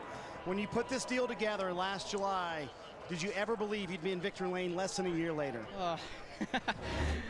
No, let alone twice. I mean, I got to think Old Spice and Office Depot and U.S. Army and Coca-Cola and Chevrolet, who was the first one to say we want to be a part of this, and Rick Hendrick and everybody at Hendrick Motorsports with the engine and chassis department, and my teammate Ryan Newman. I mean, this has been an awesome weekend. For you, Tony, so many men and women helped make this happen. Is it more special as an owner-driver than just a driver? It is, because of the group of guys that I'm working with. I mean, I've always had a great group of people to work with at Gibbs, and you know, it's just a little different when it's your own. You know, when you're the one at the end of the day, it's got to be accountable for it. But I couldn't do it without all these fans. You know, this year's been hard on the weather side, so it was a little nerve-wracking there when we got the last caution there with the rain. Yeah. Your one quote on that last run was, "I hate racing like this." I know it was grueling. What were you having to do inside the car to save that much fuel? I'm not telling. That's a good way to do that. Yeah. All right, enjoy your Coca-Cola bath. Thanks, buddy. All right, Tony Stewart in victory lane here at Pocono, Bill. There you see his father. Watch him come over to the car here. It's a hug from Dad. Father's Day gift about 2 weeks early. Congratulations to them. I don't think anybody believed Tony would be in victory lane this early in the season, except maybe him. Except Tony. Yeah. That's exactly right. Except Tony Stewart. And that's why he's there, because he believed it. From last to first now, because of the fuel situation, look at some of these finishes. Juan Montoya got himself an 8th-place finish. And we talked about how bad he was. Cars all weekend long. Sam Hornish came home 10th. Clint Boyer had a great car and not a lot to show for it at the end there. Look at Mark Martin was up there all day long, and he wound up 19th. Yep. See Kevin Harvick down there in 24th. Jimmy Johnson ran out of fuel right in turn 2 on that last lap. A.J. Allmendinger. Yeah, another guy that was tried to get all the way. Yeah, tried to get all the way down here. Had a great run today. The best run for Richard Petty Motorsports, and nothing to show for it. 30th place. His car was sitting all by itself on the front stretch, short of the finish line. Okay, let's go down to Lindsay. Thanks, Bill. You just said it, Jimmy Johnson. The fuel gamble for you guys didn't really pay off. Obviously, you ran out of gas there short. Tell me about your day. Yeah, it was an exciting one. You know, we were in great position, and unfortunately, coming to pit road to pit, and the caution came out, and I couldn't see a flagman or lights or anything. So hopefully, we can look into a little better light system at each of the tracks. I looked for it later and saw it, and there's a very small single light that's way off to the inside, and I think we need to relook at those things at all these racetracks to help for guys that are pitting. But luckily, we rebounded from that and had a great car and drove to the top 5.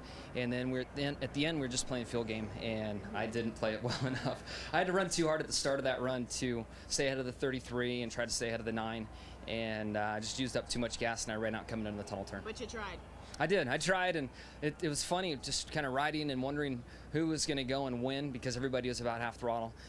Just trying to get to the end on gas, and I thought Carl ran out on the front, so I got in the gas and got by him, and I went down through 1, came down the back stretch, and I ran out. And I'm like, okay, that figures. So one of those days, but a big congratulations to Tony Stewart and Stewart-Haas Racing. Those guys have been doing a great job. Thanks, Jimmy. To Matt Yoakum. The Haas CNC and Army team, what a great run for Ryan Newman. When you break down your day first, you can break it down really into 2 parts.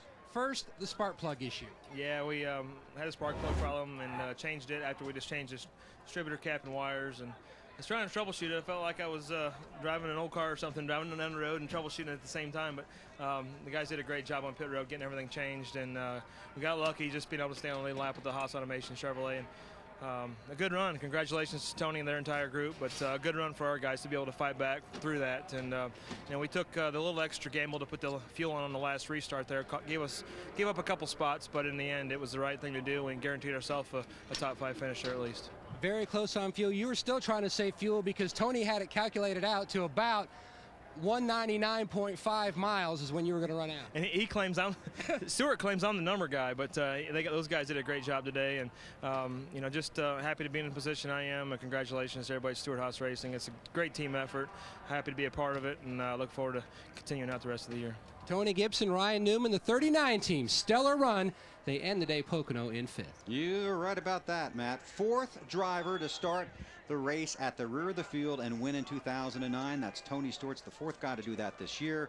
Matt Kenseth did it at Daytona, Kyle Busch at Las Vegas, and Brad Keselowski at Talladega. Victory lane continues. A little earlier, Ralph talked to Carl Edwards about today's race. Carl, what a run for you today. The car was up and down all day long, and at the end, it was a fuel issue for you. How much fuel do you think you had? I bet I've got a gallon or 2 left in there. I got one of those new Fusion hybrids. No joke, I've been playing around, and I think I'm getting better at saving fuel. Tony's obviously getting better. I didn't think he was going to be a factor. I mean, my Aflac Fusion was good all day. My guys have really stepped it up. He barely beat us off pit road, even with his first pit stall. And I mean, we made a decision. We're going to race him or we're going to save fuel. We saved fuel, and I was sure he was going to run out like Jimmy did, but he didn't. So they won the race, and we just got to rest on the fact that we're stronger now than we've been all year. Early on today, though, there was some frustration in the deal, but you stayed very calm. Sign of how strong you feel about your crew? Yeah, these guys are good. My gas man, Haas, he never makes any mistakes, and I guess they didn't get it full.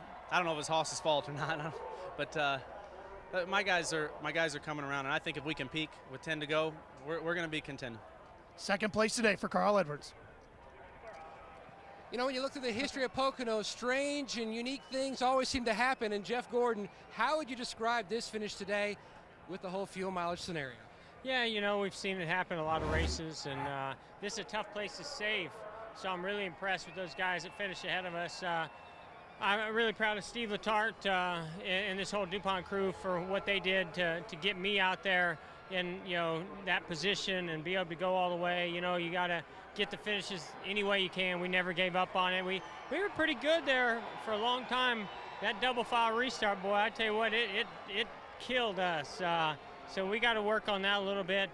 Just aero-wise, you know, my car was good at, you know, in a single file line, and when we were in clean air, woo, man, it was a handful there in all that dirty air. So we got shuffled back there, and you know, it kind of worked to our favor. Tried to win it with the rain. That didn't work. So fourth place, man. I'm pretty excited about that. Congratulations. Thank you. Jeff Gordon leaves Pocono with a top 5 finish. Tony Stewart's the 5th driver to win in the number 14 car, the 27th win for the number 14. The last driver to win in the number 14, Bobby Adelson at Montgomery Speedway in 1968.